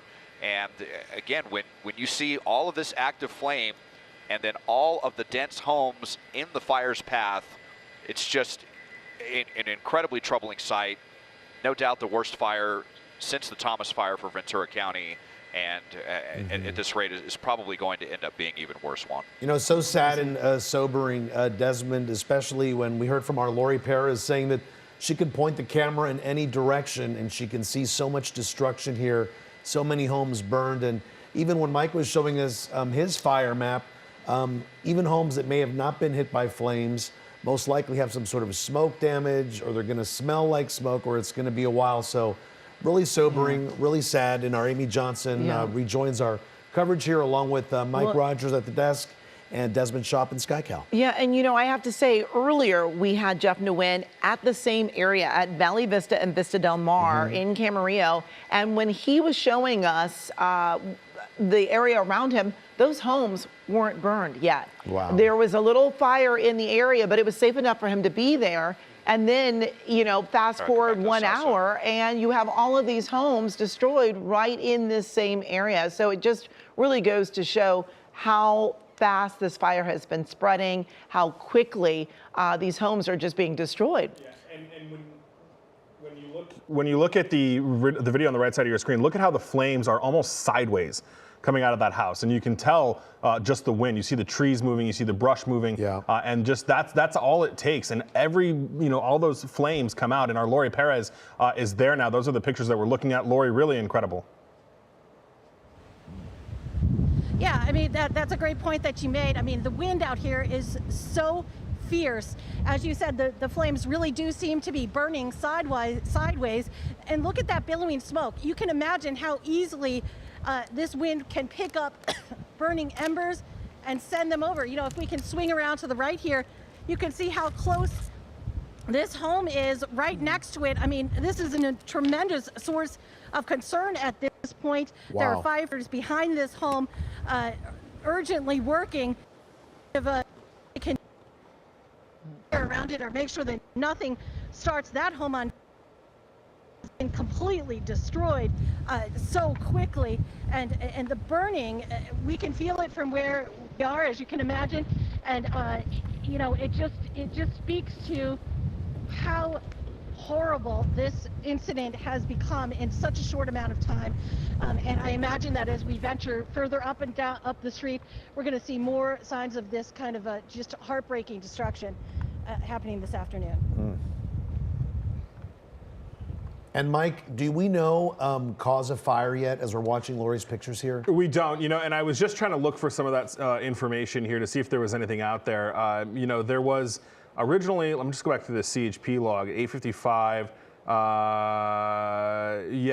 This originally came in for a, they have people on what's called fire watch. When we get into these red flag conditions, we get into these high wind situations, they have people that are specifically watching for this. And it looks like from CHP, that's originally how they found out about it, is somebody reported smoke around 8:59 a.m. this morning. Now, as for any kind of cause, there's no real information on that just yet. There were those public safety power shutoffs that Southern California Edison did that took out power to thousands of customers. I don't know exactly what time that switch happened, that power shutoff was happened. We have seen in past situations, and I'm not saying that this is the case here, but we have seen in past situations where these fires start from power lines that are getting blown around in the wind and things like that. When that happens, Southern California Edison power utility companies are required to send notice to the California Public Utilities Commission. So far, none of that has happened. Edison has not sent anything up to the state level saying, hey, our equipment may have malfunctioned, anything like that. That hasn't happened yet. So still a kind of an unknown how this started. But to Desmond's point, it didn't start where Lori is. It is not even anywhere really close. On the other side of the 118. Right, the other side of the 118. And now what we're looking at, and I've been watching this kind of on the heat map here, is now we're starting to see it really push to the north. And now we are getting into a situation where it's coming back down the backside of the hill, almost butting up to the 126. So the amount of distance we are starting to cover with this fire is truly incredible. And Amy, you and I have said it, you've said it, it's just so reminiscent of the Thomas fire, of the Woolsey fire. This is that map that I was talking to you about, and I can show you. This is the backside of the hill, and you can see how it's kind of starting to push its way down. This is the 126 up into Santa Paula right here. So that is kind of where the fire is, and this is, again, that really large chunk of land that Desmond and I have been talking about, that it kind of jumped from where it is to where Lori is, where Jeff is, and where Desmond is looking, is down in this neighborhood. And you can kind of just see, all of these white specks that you're looking at are homes that are directly where the fire has burned. Again, not to say that all of these homes have burned, but certainly in that area. And I want to see if I can switch over to one more map here. This is our NASA map that is tracking the heat signatures from the fire. And you can see how significant they've gotten down in here. The orange ones are the ones that are a little bit older. These bright red are the ones that are brand new. Wow. And again, you can just see all of the heat as it kind of moves up to the north in this area as well. And obviously through this same neighborhood that we've been reporting on. So, lots of active, obviously, fire still going on out there. And as for cause one, it's just going to take a while to figure that out. And Mike from Caltrans just coming in now. Our producer is sending me this information. Apparently the 101 freeway at Central Avenue, off-ramps closed in both directions. Wow. So we know that the 101 freeway already being affected by this fire here. Right. And they're saying it's due to smoke, limited smoke visibility. And of course, evacuations and normal traffic, so expect delays through this area. They're probably going to try to, reroute, detour, reroute. Just because I'm looking at live Desmond's pictures, and it is very smoky, but I just want to point out right now, it is just the on and off ramps that are closed. Main lines of the 101 right now. The on and on, so you can't get on the freeway. Correct, but the main lines, and Des, correct me if I'm wrong, the main lines are still open, right? That is correct. They are still open at this point. We're over the 101 at Central right now, kind of getting obscured by the smoke. But those are those spot fires that Mike was referencing a little bit earlier that kind of popped up right by the freeway. And that's, again, all with these winds. We're talking about, fires could pop up all over the place within a mile of the main flank of the fire. And that's what's complicating everything for the 101. So we saw they're going to do the best that they can to keep this freeway open, because obviously it's really in everybody's best interest, and there's a lot of folks that are stuck on this freeway right now with the low visibility, with the smoke. We're getting into afternoon rush hour as well, and so it's going to be an extremely tough day here on the 101. That brush that's up against the freeway, though, is pretty light, so it's the type of brush that hand crews should, in theory, be able to handle, relatively easily, and it's also flat. So, hopefully whatever fires we see there, they're going to be able to extinguish and keep this freeway open.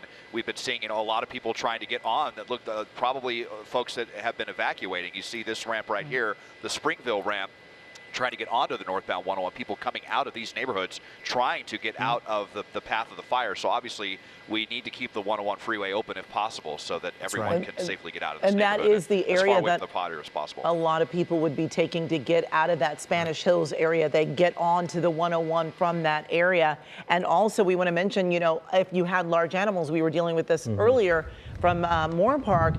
There was a large animal evacuation center, which was at the Ventura County Fairgrounds. So you would need to go up the 101 into Ventura County. And we have heard that they have 54 animals that have already been brought into their care. 54? 54. Wow. We're talking about 25 horses, 13 goats, as well as 7 dogs and 5 cats. Because earlier, when this was all starting, this was in the Moorpark area where you had a lot of, farm area, wildland, ranches, and people had the larger animals. And now more of this fire is in this, community, just regular residential areas where people don't have as many of the animals, although there are some, in the near the Spanish Hills area adjacent there in the Camarillo Heights area. So we're glad that the 101 is open, but we clearly saw so much smoke. And then, of course, we were speaking with Ariel earlier, who said that he evacuated his workers from the Weather Center,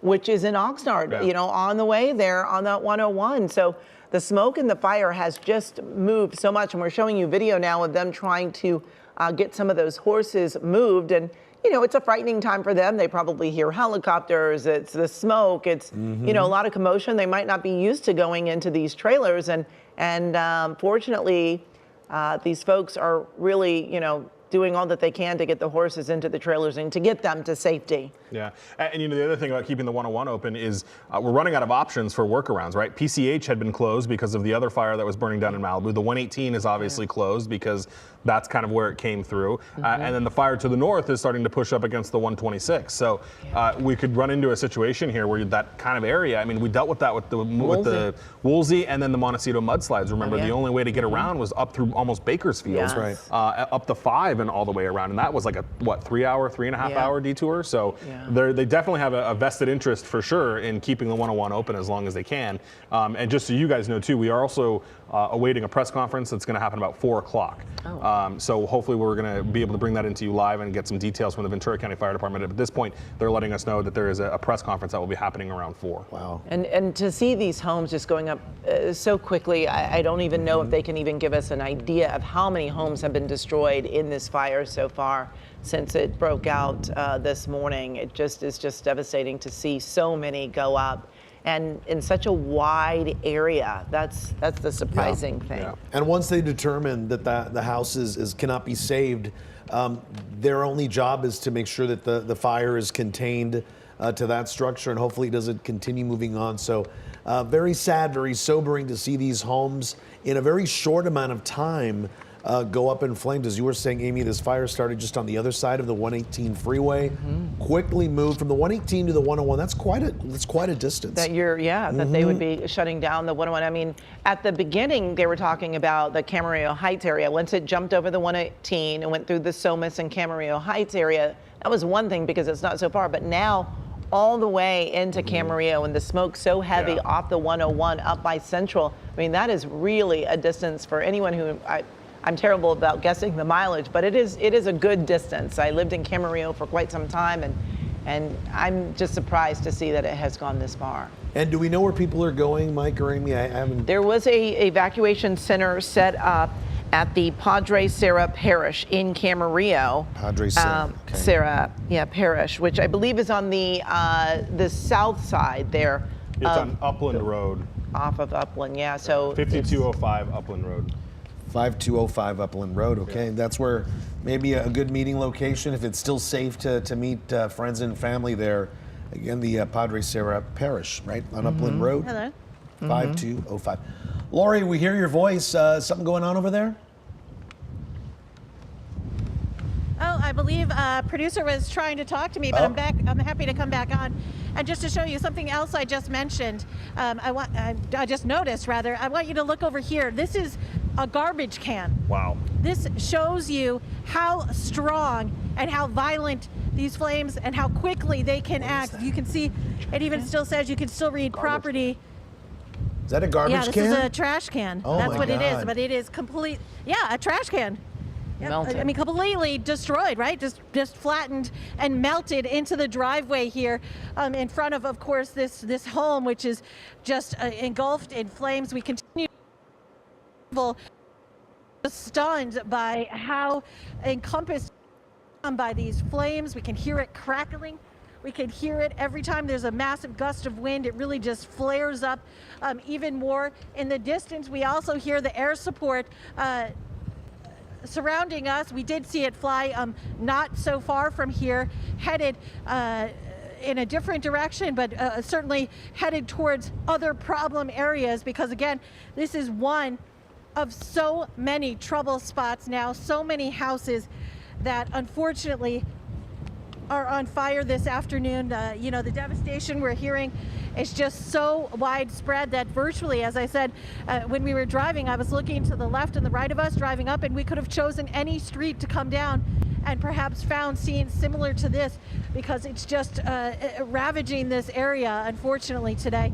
It happened so quickly. You mentioned one of the evacuation areas, the spots, forgive me, I think you said Padre Sierra.